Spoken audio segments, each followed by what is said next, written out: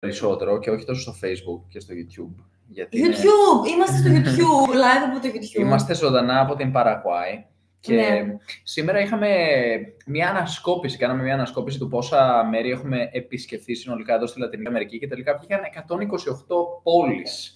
Αλλά αν εξαιρέσουμε το πάρκο του Μελετσόης και τον Αμαζόνιο, το δάσο του Αμαζονίου. Εξαιρούμε τον Αμαζόνιο, το δάσο του Αμαζονίου, γιατί δεν είναι πόλη, προφανώς, ο Αμαζόνιος. Και εξαιρούμε και το Εθνικό Πάρκο Λενσόης Μαρανιένσης, γιατί και αυτό δεν είναι πόλη, είναι εθνικό πάρκο. Αλλά... Μπορεί να είναι πόλη για κάποια ζωήφια.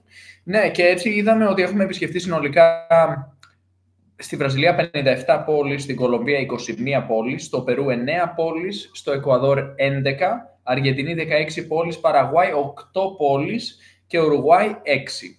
Η Ουρουγουάη λιγότερες, έτσι. Ναι, είναι σχετικά μικρή χώρα βέβαια η Ουρουγουάη. Δεν ξέρω αν ήταν αυτό ή ότι μείναμε μόνο 2 μήνες. Πάντως εγώ έχω να πω ότι στο Εκουαδόρ ζήσαμε και οι δύο έτσι, μια εμπειρία που ήταν λίγο έντονη. Γιατί ο Κωνσταντίνος πέρασε από εκείνη τη γέφυρα, ενώ έχει ψυχοφοβία. Για μερικούς μπορεί να φαίνεται αστείο, να φοβάται κανείς τα ύψη. Ήταν δύσκολη αυτή η γέφυρα. Αλλά εγώ έχω άλλη φοβία. Ή να πω είχα. Είχα. Πάλι. Την νίκησες πλέον. Την υπερέβησες, την ξεπέρασες. Ναι, αλλά πάλι την έχω λίγο, εντάξει, γιατί δεν μπορούσες καθόλου τα ερπετά και τα φίδια ιδίως. Και όλα τα ερπετά, αλλά και τα φίδια, ναι. Αλλά είχα την ευκαιρία να βάλω βόα πάνω στο σώμα μου, πίσω στην πλάτη μου βασικά. Στους ώμους. Ναι. Και βασικά έτρεμα τη στιγμή. Και δηλαδή ήξερα ότι ήθελα να ξεπεράσω τις φοβίες μου. Όλες τις φοβίες πρέπει να τις ξεπερνάμε. Ναι. Άμα ψάξεις, από κάπου προέρχονται. Και ήταν πολύ ενδιαφέρον για όλο αυτό που είδες εσύ τις προάλλες για τα φίδια. Τι ήταν αυτό? Είδα ένα πολύ ενδιαφέρον ντοκιμαντέρ τις προάλλες. Εγώ πίστευα ότι εκ γενετής φοβόμαστε τα ερπετά και τα φίδια, γιατί είχα διαβάσει ότι όλοι έχουμε φοβίες κλπ. Είδα ένα απίστευτο βίντεο, μπορείτε να το ψάξετε στο διαδίκτυο, δεν ξέρω πώς θα το βρείτε, αλλά αν γράψετε την περιγραφή θα το δείτε μάλλον. Ένα πείραμα που έγινε με μωρά. Και βάλανε μωρά σε ένα χώρο να παίζουν, παίζανε τα μωρά με τα παιχνίδια. Και βάλανε και ένα φίδι άκακο να περνάει ανάμεσά τους. Και τα μωρά δεν φοβήθηκαν καθόλου. Το αγνοούσαν. Ήταν απλώς ένα φίδι που περνούσε, αυτά παίζανε με τα παιχνίδια τους. Κανένα αίσθημα φόβου. Το οποίο απέδειξε ουσιαστικά ότι οι αντιδράσεις των γονέων είναι αυτές που προκαλούν, μεταδίδουν τον φόβο στα μωρά και τα παιδιά, ας πούμε, μεγαλώνοντας, υιοθετούν τον φόβο. Άρα είναι ένα επίκτητο χαρακτηριστικό το οποίο υιοθετούμε κοινωνικά. Πάρα πολύ ενδιαφέρον.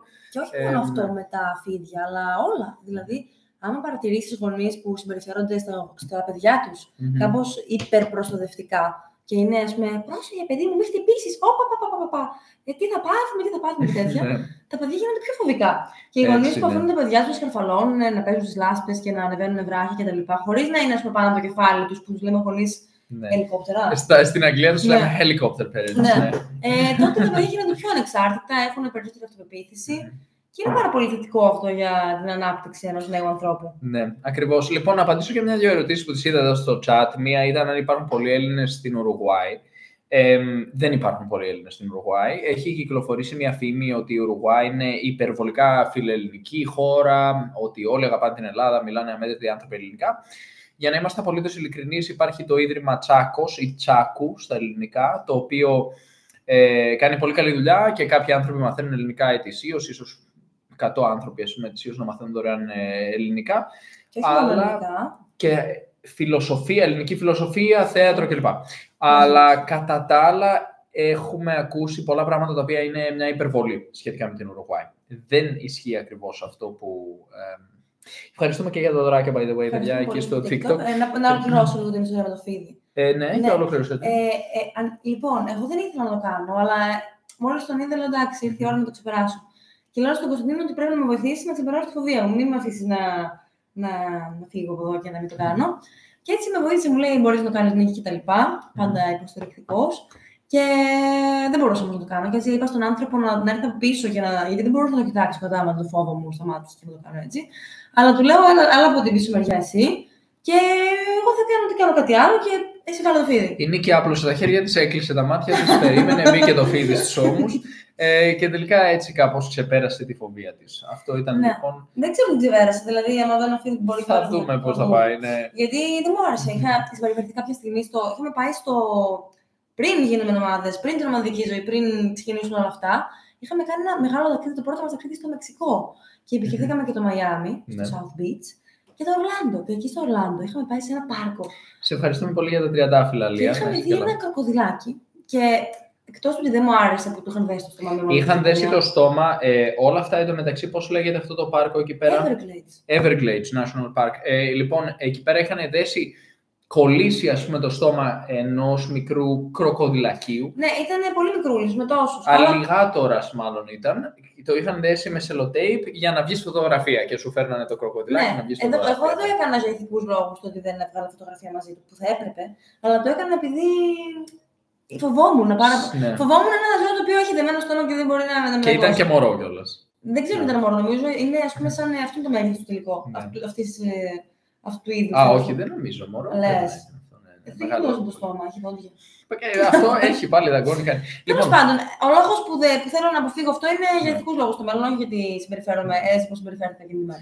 Πολύ σωστό. Λοιπόν, είχαμε κάποιες ερωτήσεις. Η μία ήταν. Αν έχουμε συγγένεια. Όχι, δεν ήταν αυτή, δεν ξέρω αν την είδες εσύ.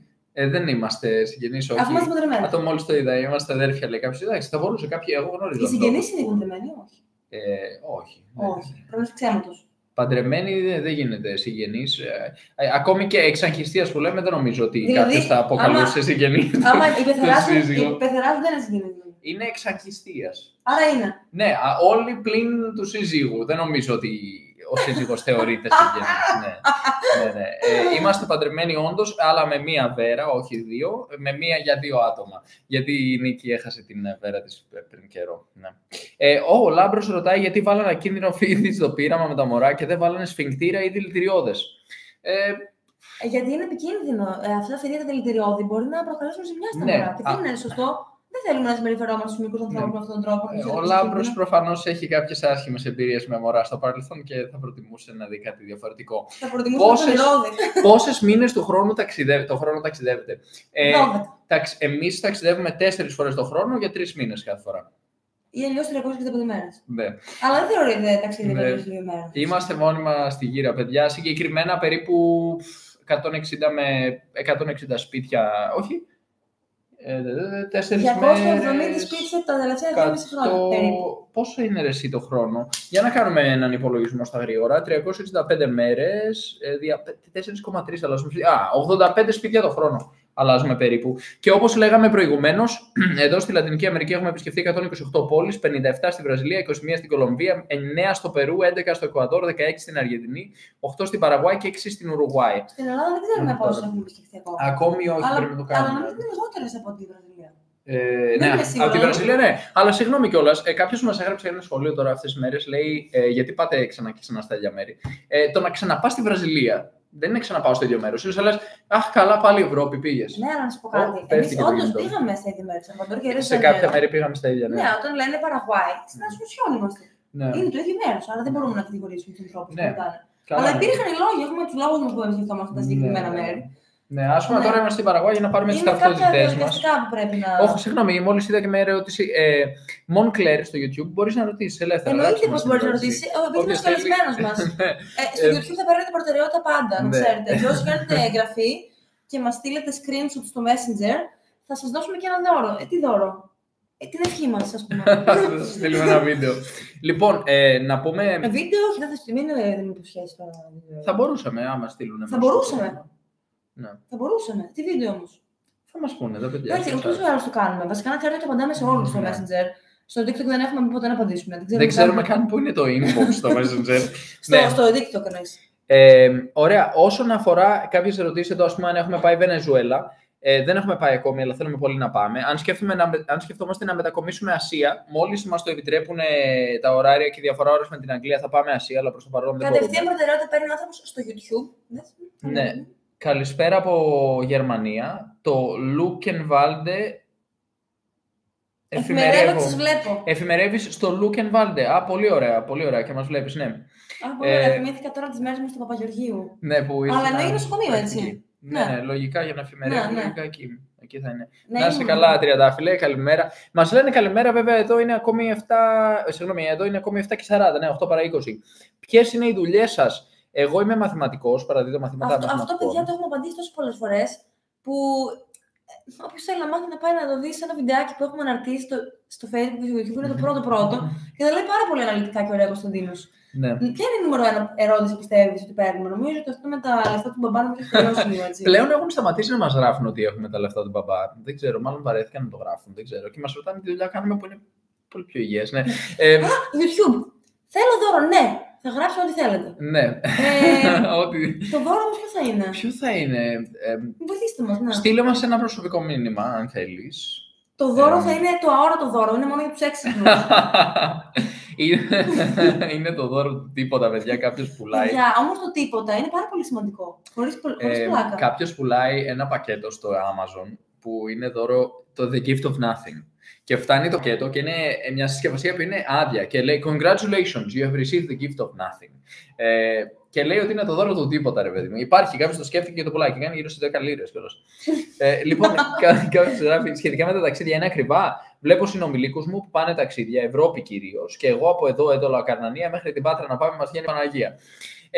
Κοίταξε, Μονκλέρ, τα ταξίδια μπορούν να κοστίσουν από 0 έως εκατομμύρια ευρώ. Ωραία.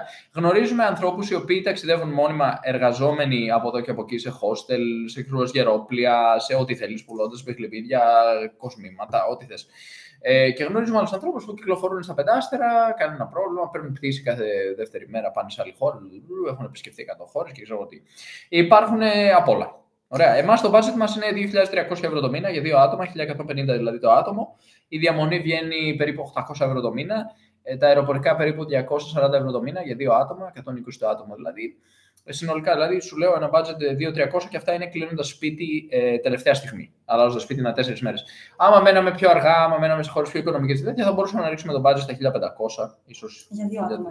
Για 2 άτομα συνολικά. Πολύ ενδιαφέρον. Ήταν κάτι βιντεάκια που είχαμε δει με έναν άνθρωπο που ήταν, ας πούμε, για μία εβδομάδα, 2 ή 1 μήνα, δεν θυμάμαι τον χρόνο, αλλά είχε αποφασίσει να ζήσει χωρίς καθόλου χρήματα και έβρισκε τρόπους.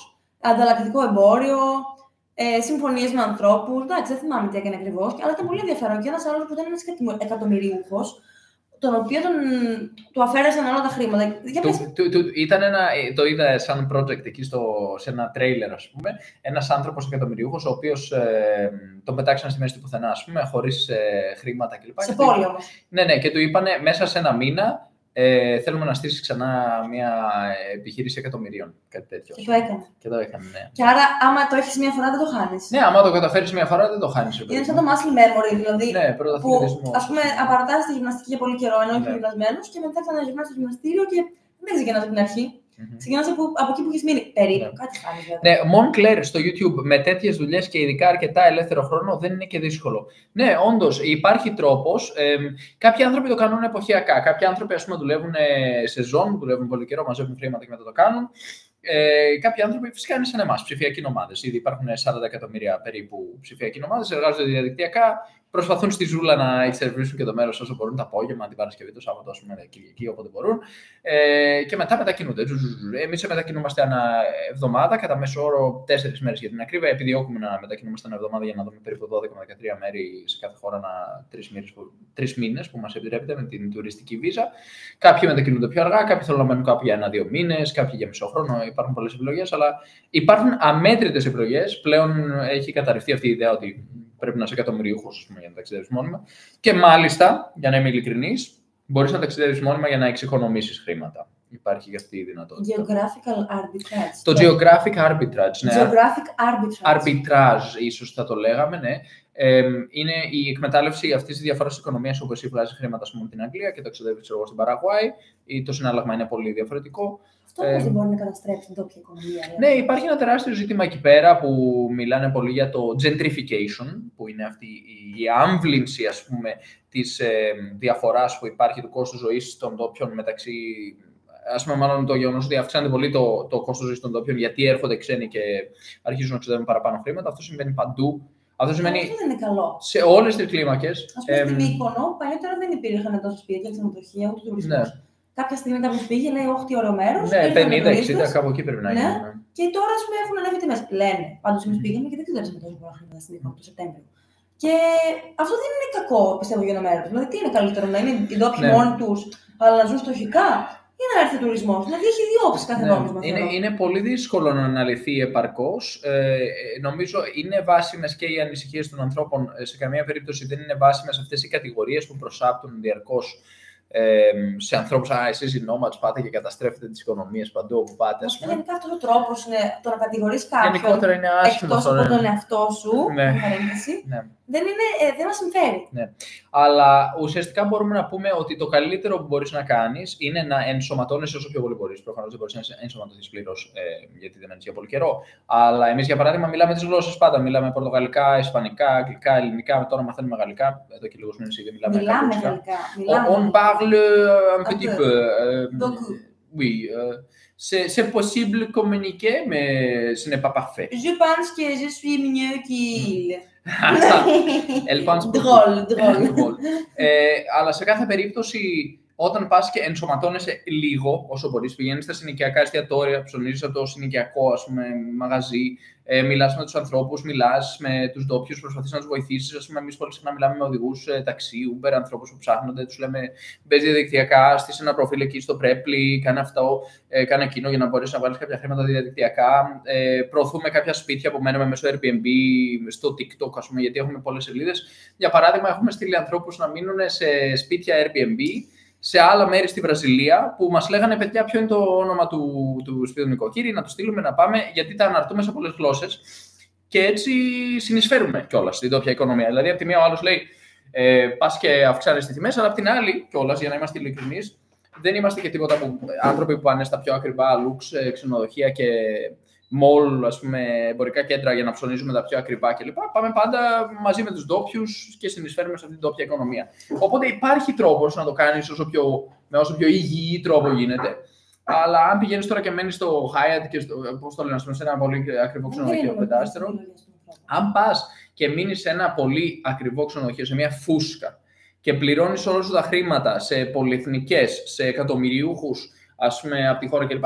Εκεί δεν συνεισφέρεις τόσο στην τόπια οικονομία. Βέβαια, από την άλλη, κάποιος θα πει: συνεισφέρεις γιατί υπάρχουν υπάλληλοι που δουλεύουν εκεί κλπ. Οπότε είναι πολύ πολύπλοκο να αναλυθεί αυτό το ζήτημα. Αλλά σε κάθε περίπτωση, το καλύτερο που μπορείς να κάνεις είναι να έχεις κάποια αλληλεπίδραση. Γιατί σε καμία περίπτωση το να σταματήσουν οι άνθρωποι να πηγαίνουν σε μια χώρα για τουρισμό ή ως nomads, σε καμία περίπτωση αυτό δεν θα βοηθήσει τη χώρα. Αν ξαφνικά όλοι σταματήσουν να πηγαίνουν Ελλάδα για τουρισμό, για να μην επηρεάσουν την οικονομία της Ελλάδας με αρνητικό τρόπο, η οικονομία της Ελλάδας θα επηρεαστεί με αρνητικό τρόπο.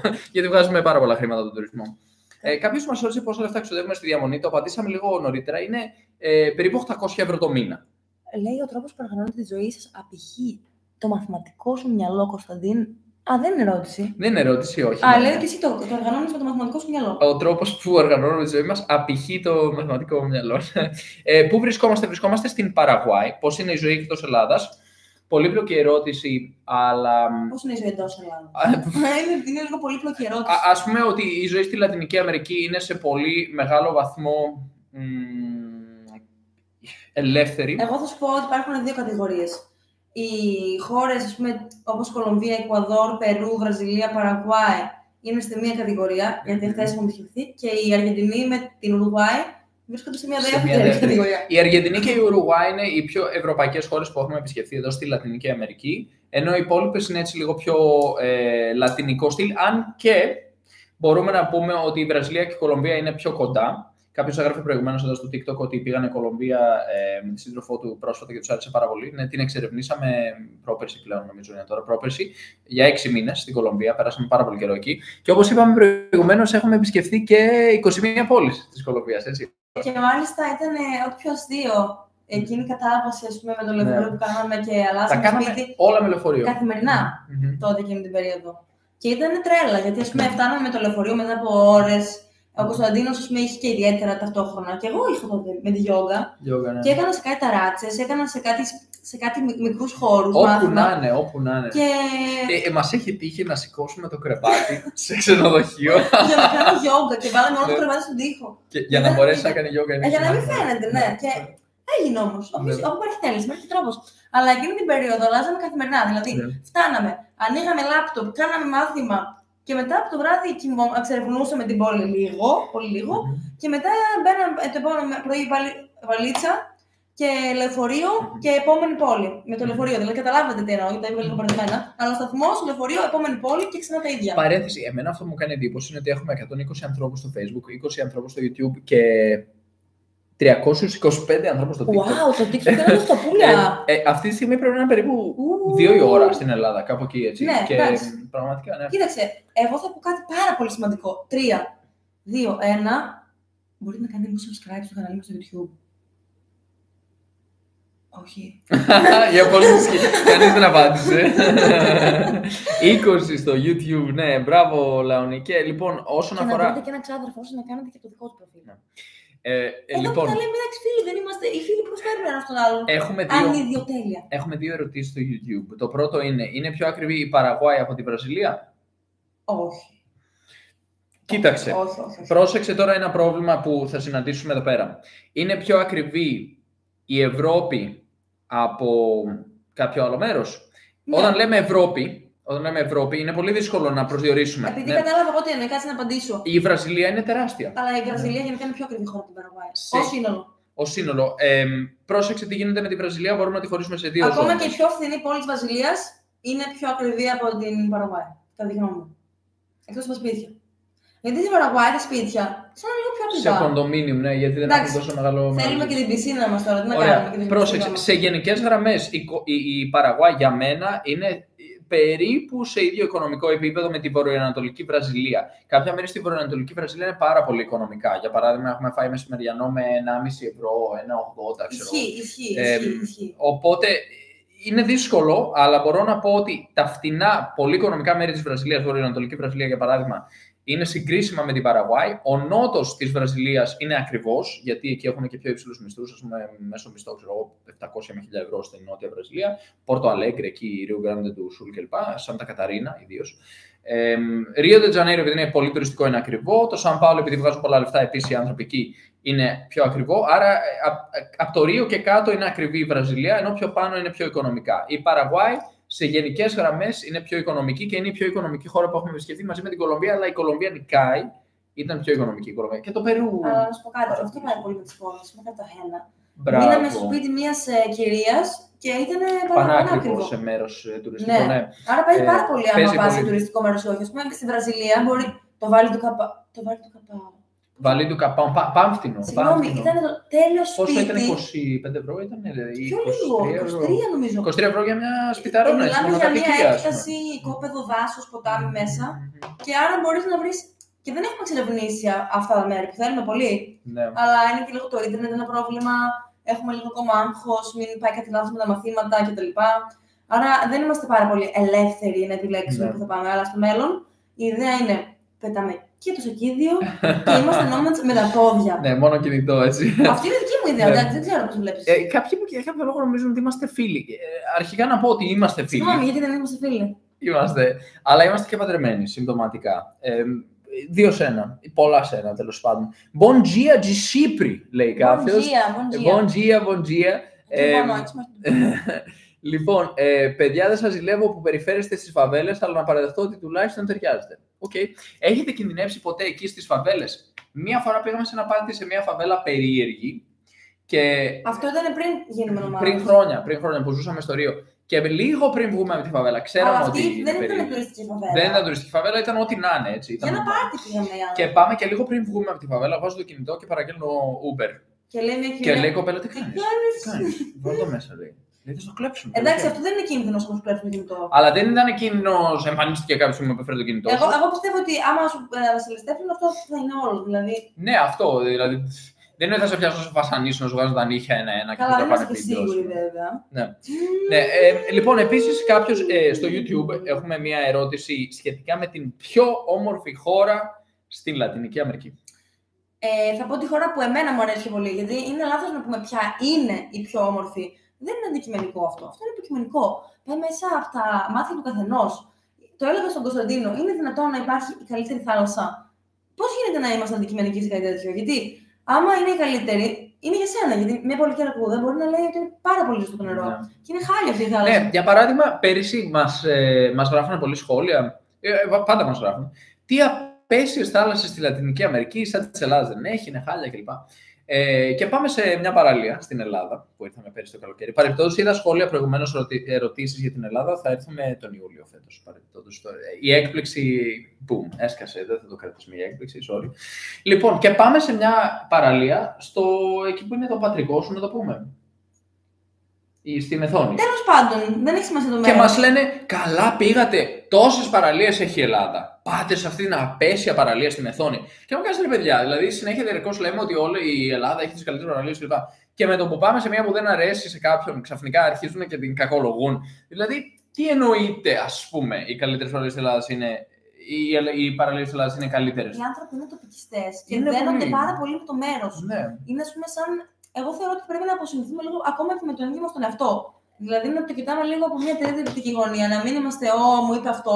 Δεν το είπε σε εσένα στην πραγματικότητα. Είναι μια ιδέα που συγκρούεται με μια άλλη ιδέα. Ναι. Δεν χρειάζεται να παίρνουμε όλα τόσο προσωπικά και να θυγόμαστε και να θυμώνουμε και να λέει ένα, όχι, εσύ μου είπε και.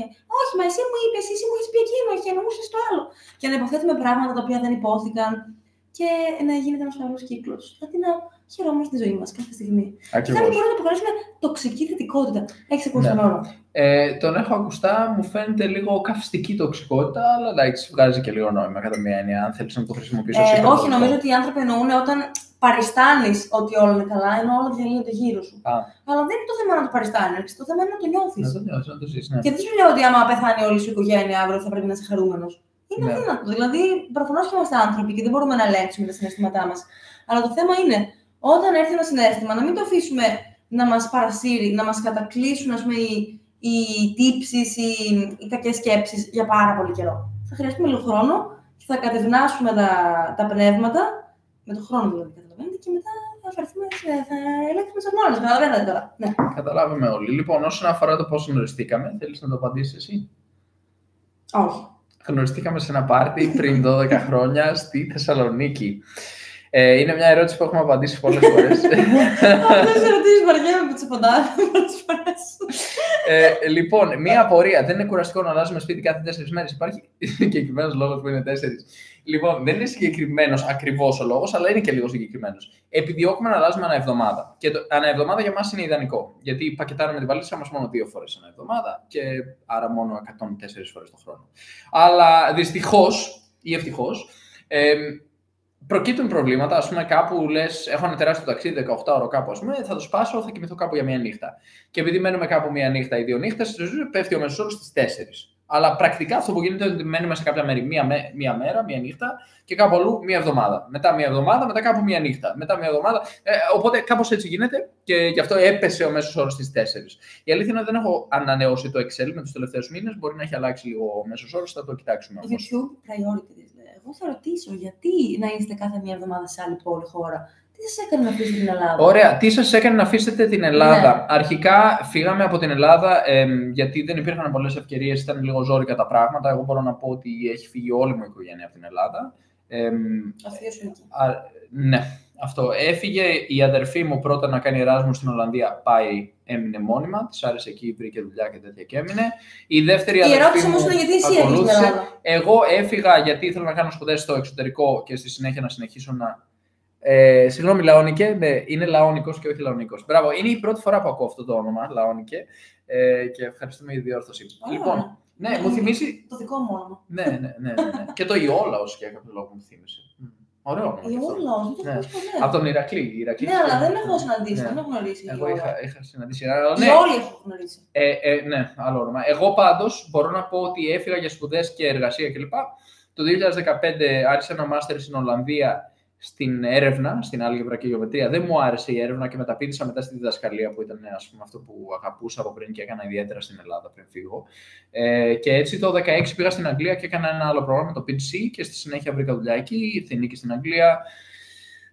Fast track, καταλήξαμε Βραζιλία και μετά digital nomads. Οπότε φύγαμε από την Ελλάδα κατά κύριο λόγο για σπουδές και εργασία και ευκαιρίες, βελτίωση ευκαιρίες. Βασικά, να σου πω γιατί έφυγα.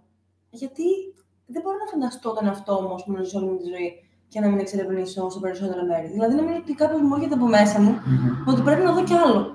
Ναι. Θα δω και άλλα πράγματα συνεχώς, να ζήσω και άλλες εμπειρίες. Προσπαθεί να κρύψει ότι της έλειπα και ήθελε να με βρει στο εξωτερικό. Και να μην υπήρχε. Κοίταξε, εδώ λέει ο άνθρωπος, century. Οι γεύσεις στα φαγητά έχουν διαφορά στην Παραγουάη από τη Βραζιλία. Επίσης, σε ποια χώρα είναι σχετικά εύκολο να παραμείνει κανείς σε μόνιμη βάση? Απαντάω το δεύτερο μέρος πρώτα. Παραγουάη είναι ό,τι πιο εύκολο. Γίναμε κάτι και Παραγουάη πρόσφατα επισήμως, αλλά είχαμε λίγο γραφειοκρατία. Αυτό είναι λίγο δύσκολο κομμάτι, ας πούμε. Εκτός αν λαδώσεις. Αφού δεν λαδώσουμε εμείς. Αν λαδώσεις θα γίνει πιο γρήγορα, υποθέτω. Εμείς δεν το κάνουμε. Ναι, λοιπόν, όσον αφορά όμως το κομμάτι του γιατί μπορείς να μείνεις εύκολα στην Παραγουάη, μπορείς να έρθεις και να μπαινοβγαίνεις ανά 3 μήνες. Και όταν λέω μπαινοβγαίνεις, εννοώ να πας μια βόλτα μέχρι Ciudad del Este ή εδώ κοντά στην Ασουνσιόν επίσης υπάρχει μια γέφυρα. Περνάς με το διαβατήριο, στο σφραγίζουν και ξαναμπαίνεις και λες γεια σας. Στο σφραγίζουν στην Αργεντινή, που δεν το σφραγίζουν στην Αργεντινή, το περνάς στο σύστημα. Και μετά ξαναμπαίνεις σε Παραγουάη. Και αυτό μπορείς να το κάνεις φόρο ζωής, μπορείς κάθε 3 μήνες να πηγαίνεις και να το κάνεις. Εν τω μεταξύ δεν είμαι καν σίγουρη ότι θα σου κάνουν κάτι αν όντως δεν περάσει τη γέφυρα. Εγώ σκόβω λίγο γιατί είμαι λίγο εντάξει, μωρέ. Ναι. Τις παραπανούς. Ναι, δεν ξέρω. Πάντως μπορούν να σου ανανεώνουν τη τουριστική βίζα για πάντα, χωρίς κανένα πρόβλημα, ανά 3 μήνες και έτσι 4 φορές το χρόνο πηγαίνεις, βγαίνεις λίγο από τη χώρα. Παίρνει 5 λεπτά, ας πούμε αυτό, ειλικρινά, γιατί το κάναμε πέρυσι. Και ξαναπαίρνεις, ας πούμε, ανανέωση. Αλλά άμα θες μόνιμα, Παραγουάη, ό,τι καλύτερο, ό,τι πιο εύκολο υπάρχει μια διαδικασία και μάλιστα. Ευνοϊκή φορολογία. Πληρώνεις 0% φόρο εισοδήματος αν έχεις εισοδήματα από το εξωτερικό. Έτσι, αν έχεις εταιρεία κάπου στην Βουλγαρία, Αγγλία, Αμερική, όπου θες. Βγάζεις χρήματα από εκεί, τα φέρνεις εδώ, πληρώνεις 0% φόρο. Είναι ένα κόλπο που έχει κάνει η Παραγουάη. Φύγει, λέει. Ναι. Οπότε η Παραγουάη είναι πολύ εύκολη. Στη Βραζιλία υπάρχει πολλή γραφειοκρατία, είναι πολύ δύσκολο. Το είχαμε κάνει πριν κάποια χρόνια και ξέρουμε. Είναι πολύ, πολύ δύσκολο. Εκτός αν αγοράσεις σπίτι. Αν αγοράσεις σπίτι στην Βραζιλία είναι εύκολο. Αν παντρευτείς κάποιον από τη Βραζιλία, γίνεται επίσης. Και είναι εύκολο να παντρευτείς στη Βραζιλία. Και αν επενδύσεις σε μια επιχείρηση και προσλάβεις 20 άτομα με βασικό μισθό, άρα μιλάμε για ένα έξοδο 5-6, βάλω και τους φόρους και αυτά, έκανα 8.000 το μήνα. Θα σου δώσουν πάλι βίζα για να μείνεις. Υπάρχει η Digital Nomad Visa επίσης στη Βραζιλία. Αυτά. Λαώνει και λέει ο Λόνικος. Φαίνεται παράξενο που δεν σας λείπει η Ελλάδα πάντως. Εγώ μείνω 8,5 χρόνια στην Αγγλία και έχω μεγάλη νοσταλγία. Βέβαια είμαι Γέννης. Να πω ότι και εγώ όταν ζούσα Αγγλία, θυμάμαι τραγικές στιγμές να είμαι, ας πούμε, να πελαγώνω και να λέω που είμαι, θέλω να πάω Ελλάδα και δεν αντέχω. Και εγώ όταν ήμουν Αγγλία μου έλειπε η Ελλάδα. Και εμένα μου έλειπε πάρα πολύ και ήταν το ζήτημα του καιρού πάρα πολύ. Ήταν το ζήτημα ότι ήθελα να πάω για ένα βόλτα, ρε παιδί μου. Ο παπάς μου είναι και από Αγγλία και έχει ζήσει σε Ελλάδα 20 χρόνια. Και του έλεγα, ρε father, λέω, θυμάσαι Ελλάδα, ας πούμε, βγαίνεις, κάνεις μια βόλτα. Και κάνεις μια βόλτα απλώς. Έτσι, να βγω μια βολτούλα. Στην Αγγλία δεν παίζει αυτό. Δεν είναι πολύ κλασικό δηλαδή στις πόλεις και αυτά να πας για μια βολτούλα. Δεν έχουμε και συνθήκες και μάλιστα αρχίζει να βρέχει και δεν έχει ούτε ένα μπαλκονάκι να κάνεις. Τίποτα, ρε φίλε. Πραγματικά και σε βρέχει όλη μέρα. Και επίσης θες να πήγαμε να βρεθώ με το φίλο μου. Τρένο, λεωφορείο, μετρό, βρισκόμαστε σε ένα pub, τρένο, λεωφορείο, μετρό, να προλάβουμε το νυχτερινό και ξέρω τι. Και πίσω δηλαδή τα λεωφορεία. Οι αποστάσεις είναι τεράστιες για Λονδίνο. Ελλάδα βγαίνεις έξω, πας για ένα καφέ, τρως μπουγατσούλα, πας να βάλεις την παραλία, έχεις παντού τους φίλους σου. Είναι όλοι μόνιμα διαθέσιμοι. Εποχές και πριν το ίντερνετ πήγαινες και φώναζες στο μπαλκόνι. Ναι, και κατέβαινε ο άλλος και βγαίνατε. Ναι, οπότε υπήρχε αυτό. Αλλά από τη στιγμή που μετακομίσαμε στη Βραζιλία, πλέον κατά μία κατάσταση, κατά μία έννοια μπορούμε να πούμε ότι ζούμε μια ζωή σαν αυτή που ζούμε στην Ελλάδα και έτσι δεν υπάρχει αυτό το η νοσταλγία, ο καλός καιρός, οι χαρούμενοι άνθρωποι να βγούμε έξω, να κάνουμε την πόρτα μας. Δεν υπάρχει αυτό. Οπότε δεν το αισθανόμαστε πλέον. Δεν προλαβαίνουμε να αισθανθούμε. Ναι. Μέχρι να πούμε στο σπίτι να εξερευνήσουμε το μέρος, να κάνουμε τη δουλειά μας, να κάνουμε τα ψώνια μας, να καταλάβουμε τι μας γίνεται, πού να προλάβουμε να σκεφτούμε τι γίνεται με την Ελλάδα και όλα αυτά, έτσι. Λονδίνο, η πόλη της μούχλας. Συμφωνώ. Όμως το Λονδίνο το πρώτο πήγα, μου άρεσε πάρα πολύ. Ναι, όταν πρώτο πας, έχει μια πολύ όμορφη άβρα με ιδιές που δεν έχεις μιλήσει σε άλλα μέρη. Και αυτή η αρχιτεκτονική. Τι κάνει το κοτόπουλο. Αυτή η αρχιτεκτονική με αυτά τα τουβλάκια, μου αρέσει, pub. Όταν πρώτο πας είναι πολύ όμορφα. Αλλά νομίζω ότι πρέπει να φεύγει γενικά στη ζωή. Ναι, μπράβο. Λοιπόν, είναι ο καιρός χάλια εδώ και αυτό παίζει ρόλο φυσικά. Και στο Λονδίνο συγκατοικό και αυτό είναι πρόβλημα. Ναι, αυτό το πράγμα με τα shared, με τα 5 δωμάτια κλπ. Όλα shared, τραγικό. Το θέμα δηλαδή για τη μετανάστευση των Ελλήνων είναι καθαρά οικονομικό. Όχι. Δεν είναι μόνο οικονομικό, αλλά σίγουρα. Θέλει το 100%. Ναι. Μη βολεύεσαι είναι το μότο. Ποτέ. Βρες κι άλλο, κάτι καλύτερο. Ναι, ο Μάγας Αλέξανδρος τι έκανε, έμεινε Ελλάδα. Έλατε, ο Μέγας Αλέξανδρος επέκτηνε την Ελλάδα και άρα βρισκόταν στην Ελλάδα. Και εγώ την επεκτείνω. Ναι. Μην κοιτάτε που είμαι εδώ. Εδώ φτιάξουμε τη Νέα Ελλάδα.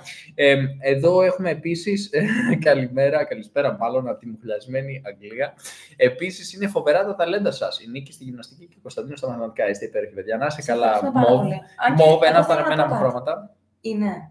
Εγώ δεν έχω αγαπημένο. Είναι ένα από τα αγαπημένα μου. Όλα είναι τα πολύ διπλωματικός. Οδυσσέας. Ναι. Τι της Κύρκης. Ναι. Ιωάννη, ελπίζω να μας παρακολουθείς και εσύ. Πού είναι αυτός ο Ιωάννης, ρε παιδιά? Γράψτε ένα σχόλιο. Ξυπνήστε τον να σχολιάσει. Οι γεύσεις διαφέρουν από τη Βραζιλία. Τα φασόλια είναι λίγο πιο ανάλογα. Τα φασόλια είναι λίγο διαφορετικά. Δεν παίζει τόση φαρόφα. Ψιλοπαίζει που και που. Αλλά κυρίως τρώμε στο σπίτι, γιατί δεν έχουμε. Εδώ τρώμε λίγο παραπάνω στο σπίτι. Ναι, είμαι και λίγο άρρωστος αυτές τις μέρες. Θα δείτε τα βιντεάκια. Κάνει schedule. Όπα. Μάλτα έχουμε πάει. Όχι ακόμη. Γενικά δεν έχουμε εξερευνήσει πολύ Ευρώπη. Ακόμα. Ναι, σωστό. Αν ασχολούμαστε με επενδύσεις, π.χ. κρύπτο.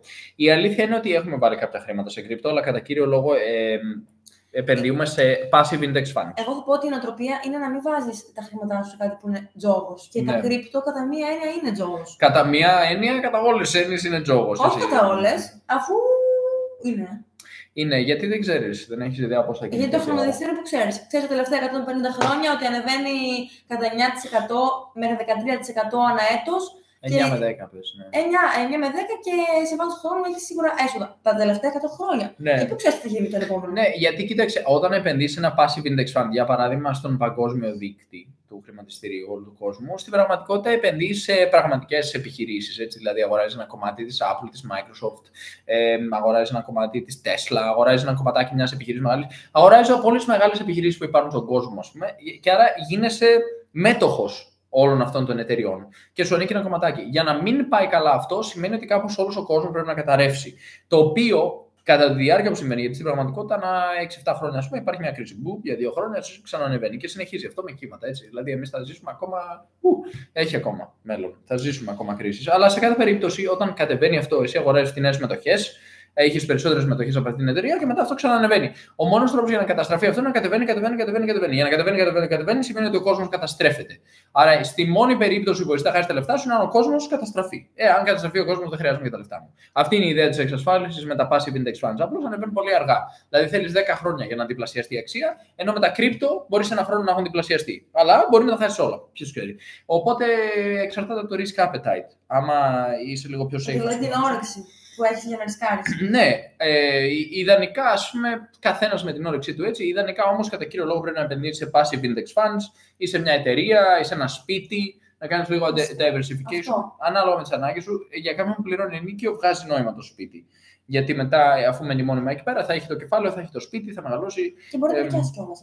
Μπορεί να το υπονοικιάσει μετά κλπ. Σε κάθε περίπτωση βγάζει νόημα. Για κάποιον ο οποίος είναι δημιουργικός, έχει μια εργασία, θέλει να επενδύσει σε ένα application, σε κάτι, σε ένα course, ας πούμε, βγάζει νόημα και η επένδυση στις εταιρείες. Βγάζει νόημα να το επεκτείνεις όσο μπορείς. Αλλά ναι, εμείς είμαστε στα passive index funds. Συγγνώμη, περάσαμε ένα μήνυμα εδώ στο YouTube.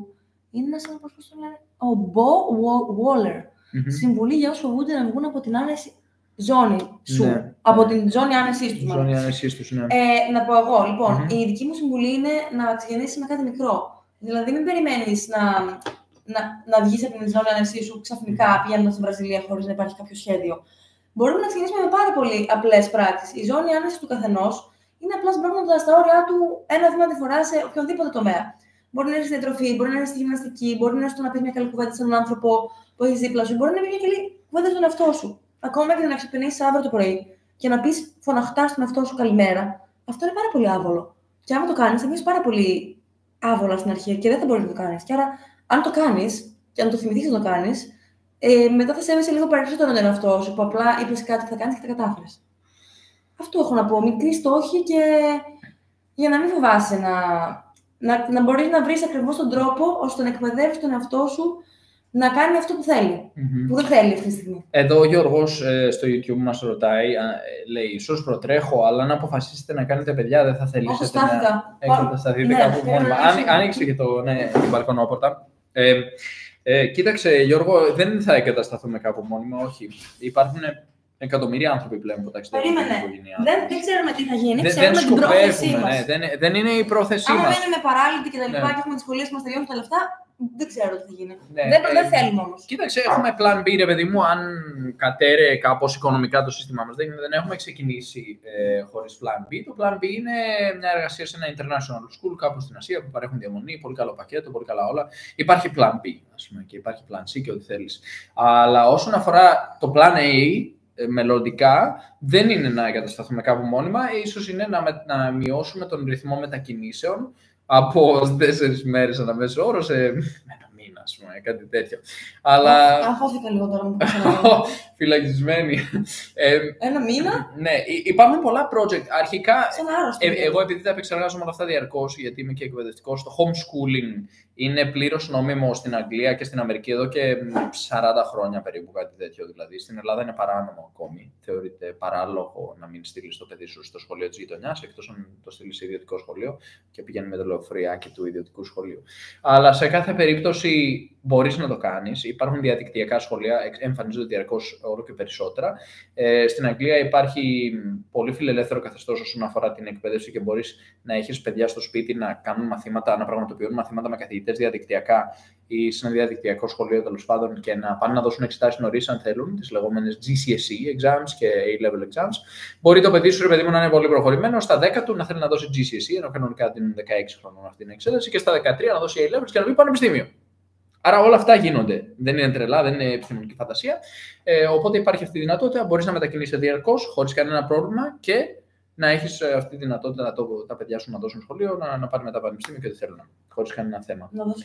Να δώσουν εξετάσεις και να γίνουν και πολίτες του κόσμου, γιατί παράλληλα μαθαίνεις κουλτούρες, έθιμα παντού όπου πας, μαθαίνεις τη γλώσσα.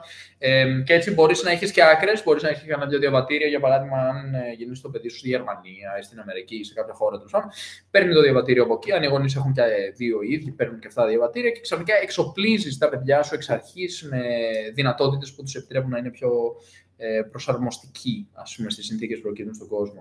Εγώ καταλαβαίνω ότι μπορεί να φαίνεται παράλογο αυτό ή παράξενο στους ανθρώπους που το ακούνε πρώτη φορά, γιατί και εμένα μου ακούστηκε πάρα πολύ περίεργο όλο αυτό το πρώτο άκουσα. Και όταν σκέφτηκα, κοίταξε να δεις που δεν είχε περάσει από το μυαλό μου να μην πάει κανείς σχολείο. Ναι. Ότι δεν είναι απαραίτητο. Ότι οι παλιοί άνθρωποι μάθαιναν με άλλους τρόπους, είχαν το προσωπικό τους δάσκαλο, ας πούμε, σαν ιδιαίτερο, πλούσιοι τουλάχιστον. Ο Μέγας Αλέξανδρος, για παράδειγμα, που είχε τον Αριστοτέλειο και έκανε δεν είχε κάποια τάξη, δεν είναι υποχρεωτικό.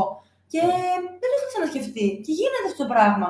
Αλλά έχω διαβάσει μερικά σχόλια από ανθρώπους που λένε για τα δικά στα καπρίτσια, θα ταλαιπωρείτε τα παιδιά σας και θα τους στερήσετε τη σταθερότητα που είναι θεμελιακή για ένα παιδί. Και πώς βγήκε ότι είναι θεμελιακή?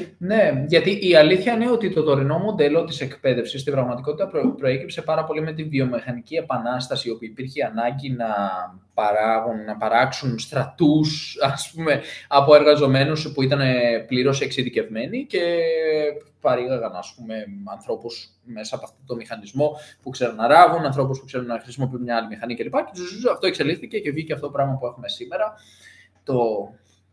Πράγμα για το οποίο είμαστε περήφανοι, ας πούμε. Έτσι, το εκπαιδευτικό σύστημα που επικρατεί τη σήμερα ημέρα. Το εκπαιδευτικό σύστημα και όχι μόνο, γιατί εδώ λέγει δικαιοσύνη.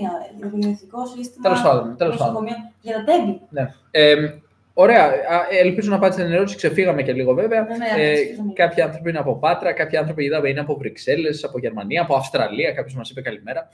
Ποια είναι η πιο φθηνή και ωραία χώρα για πρώτο μου ταξίδι? Πανδύσκολη ερώτηση. Ξεκινώντας από την Ελλάδα. Ναι, η Βουλγαρία είναι μια οικονομική επιλογή γιατί μπορείς να πεταχτείς, είναι δίπλα και μπορείς να πας να κάνεις σκι. Το Θεσσαλονίκη. Ναι, κυριολεκτικά μιλώντας όμως, ακόμη και από Αθήνα, οι εναλλακτικές οδηγίες είναι Τουρκία, Κύπρος, Αίγυπτος, Αλβανία δεν έχουμε πάει, δεν ξέρουμε, αλλά και εκεί πρέπει να είναι αρκετά οικονομικά. Θέλουμε να πάμε στο μέλλον. Ναι, δεν ξέρουμε, Βιβιάννα, όσον αφορά για πιο φθηνή και ωραία χώρα, αλλά όσον αφορά την οικονομία μόνο, να μιλήσουμε γι' αυτό, έχουμε πάει. Σερβία έχουμε πάει. Σερβία για πάρα πολύ λίγο. Σλοβακία, εγώ είχα πάει. Ρουμανία έχουμε πάει που ήταν οικονομική. Εξαρτάται τι σου αρέσει κιόλας να βλέπεις πιο πολύ. Εμένα μου άρεσε η Ρουμανία γιατί μου τέριξε τον Μπρασόφ. Μου άρεσε η φύση και το βουνό που σκαρφάλουν έτσι με τα έλατα πάνω. Την έλατα δεν ξέρω τόσο. Όμορφο μέρος. Μου άρεσε και η πρωτεύουσα του Βουκουρέστι. Ναι. Είχε πάρα πολλά κλαμπ και μας κερνούσαν σπινάκια. Ναι, στο ιστορικό είχε χορεύτριες, είχε πολύ ωραία φώτα. Έχει κάτι το ωραίο το Βουκουρέστι. Ωραίο vibe. Ναι. Και είχε και ένα ελληνικό γυράδικο, ελληνικού τύπου. Και έκανα και κατακόρυφο με έναν break dancer και κάναμε έτσι μαζί κάτι κόλπα. Κάτι θυμήθηκα τώρα. Ναι, περνούσαμε ένα γύρο, δεν θυμάμαι. Ωραία, ναι, δεν μπορούμε να βοηθήσουμε πάρα πολύ όσον αφορά αυτό το φθηνή και ωραία χώρα, αλλά άμα θέλει να έρθει προ Λατινική Αμερική, ξέρουμε λίγα παραπάνω. Γιατί...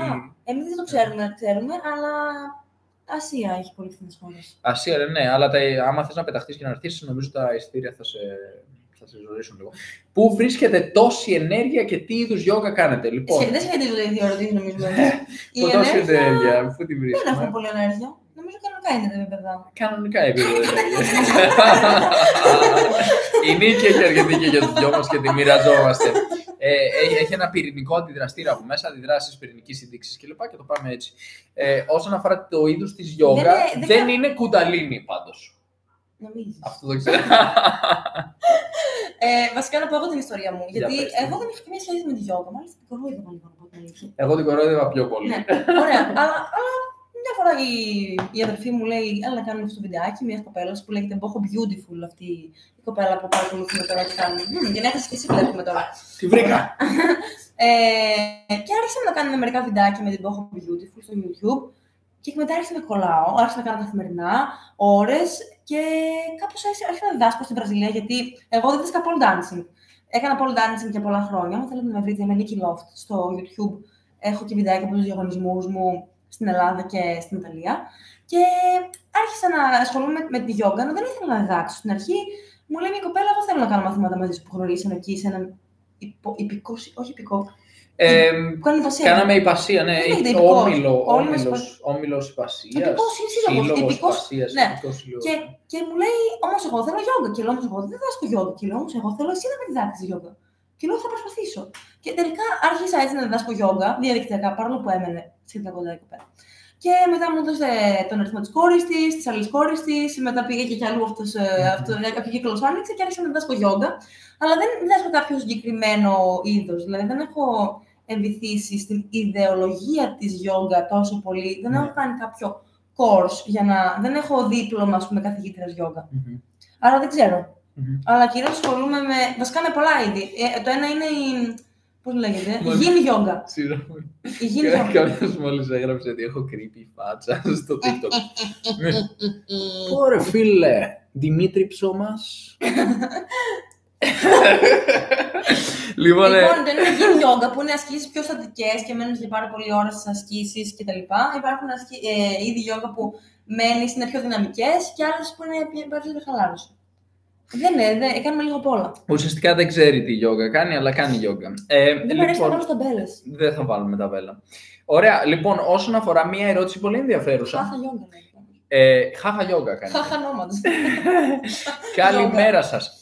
Καλησπέρα για μας. Εδώ έχω και ακόμα. Έχω δημιουργήσει την δική μου γιόγκα, αλλά θα σας πω αργότερα αυτά. Ναι. Της Νίκης. Όταν διαβάζω TikTok, αφαίρομαι γιατί γράφουν ενδιαφέροντα πράγματα εκεί. Ελπίζω να μην γράφουν τίποτα περίεργο. Όχι, νομίζω πως όχι. Μόνο για την creepy φάτσα μου. Εντάξει, εμένα την ώρα μου το λένε αυτό. Εσένα σου λένε ότι τα μάτια σου είναι creepy, όχι η φάτσα σου. Για την εμφάνιση γενικότερα. Εμένα μου λένε ότι πόσο creepy είναι η φάτσα μου, τη βλέπεις. Μα δεν υπάρχει μια μέρα που να μην με βρίζουν, ας πούμε, για την εμφάνιση. Λοιπόν, έχετε δοκιμάσει μαγικά μανιτάρια, χόρτα ή άλλες ουσίες? Όλες. Τι είναι? Ουσίες όλα και εκεί σε αυτόν τον κόσμο. Τώρα κάνουμε, Λέων, και στείλα μας προσωπικό μήνυμα και θα σου πούμε αναλυτικά. Λοιπόν, όσον αφορά μία άλλη ερώτηση που είχα αρχίσει να απαντάω προηγουμένως, ηλικιακά δεν θα σας κουράσει αυτή η συνεχής μετακίνηση? Πώς είναι δυνατόν να το γνωρίζουμε αυτό? Δηλαδή, στα 50, 60, 70 θα είναι το ίδιο εύκολο? Είδα τις προάλλες έναν άνθρωπο 102 που είναι. Και ο άνθρωπος κάνει μαραθωνίους. Μας ενέπνευσε. Συγγνώμη, είχε ένα ατύχημα πρόσφατα. Μέχρι τα 97 νομίζω έτρεχε μαραθωνίους. Τώρα κάνει κουπί. Τώρα κάνει κουπί. Και ανεβαίνει τα σκαλοπάτια 48 φορές κάθε μέρα. Ψάξτε τον, άνθρωπος 102 ετών που αθλείται εντατικά στην Αμερική. Καθημερινά ανεβοκατεβαίνει τη σκάλα στο σπίτι του. Και vegan, παρακαλώ. Vegan, γιατί είχε κάποια προβλήματα υγείας και ήθελε να τα αντιμετωπίσει. Καρκίνο δηλαδή. Βασικά έλυσε το πρόβλημα, τέλος πάντων, υπερεύει το πρόβλημα του καρκίνου. Του είπαν εγχείρηση και αυτός λέει πριτς. Βασικά του είπαν ότι θα πεθάνει μέσα σε 2 μήνες και έγινε vegan για το. Κάπως τα κατάφερε. Υπάρχουν πολλοί άνθρωποι που λένε αυτό και υπάρχουν βιβλία Με γιατρούς που λένε για τη σταφυλοθεραπεία και για ότι έχουν καρκινικές ιδιότητες. Αυτοφαγία και ιστορία πάνω εκεί στηρίζεται. Αλλά εντάξει, να μην λέμε για πράγματα που δεν γνωρίζουμε. Ναι, αλλά σε κάθε περίπτωση τα 50, 60 ή 70, αν θα είναι το ίδιο εύκολο. Δεν μπορούμε να γνωρίζουμε. Εξαρτάται από το πόσοι άνθρωποι θα με κουβαλάνε. Κοίταξε, είναι μια ερώτηση η οποία δεν μπορεί να απαντηθεί γιατί δεν είμαστε 70. Αλλά σίγουρα γνωρίζουμε ανθρώπους, όχι προσωπικά, γνωρίζουμε ανθρώπους από το διαδίκτυο, μπορείτε να τους ψάξετε. Και προσωπικά. Senior nomads. Γιατί η Παρθενία. Η κυρία Παρθενία πρακτικά ήταν nomad για κάποια χρόνια, ναι. Αλλά αν ψάξετε senior nomads, υπάρχει ένα γκρουπάκι στο Facebook με senior nomads, με ανθρώπους οι οποίοι είναι συνταξιούχοι και ταξιδεύουν μόνιμα. Υπάρχει ένα ζευγάρι που έχει γράψει ένα βιβλίο και μιλάει γι' αυτό. Ταξιδεύουν διαρκώς, έχουν αλλάξει 200-300 σπίτια και είναι 65-70 και ταξιδεύουν μόνιμα. Ιδίως Ασία. Ψάξτε το, υπάρχουν πολλοί άνθρωποι.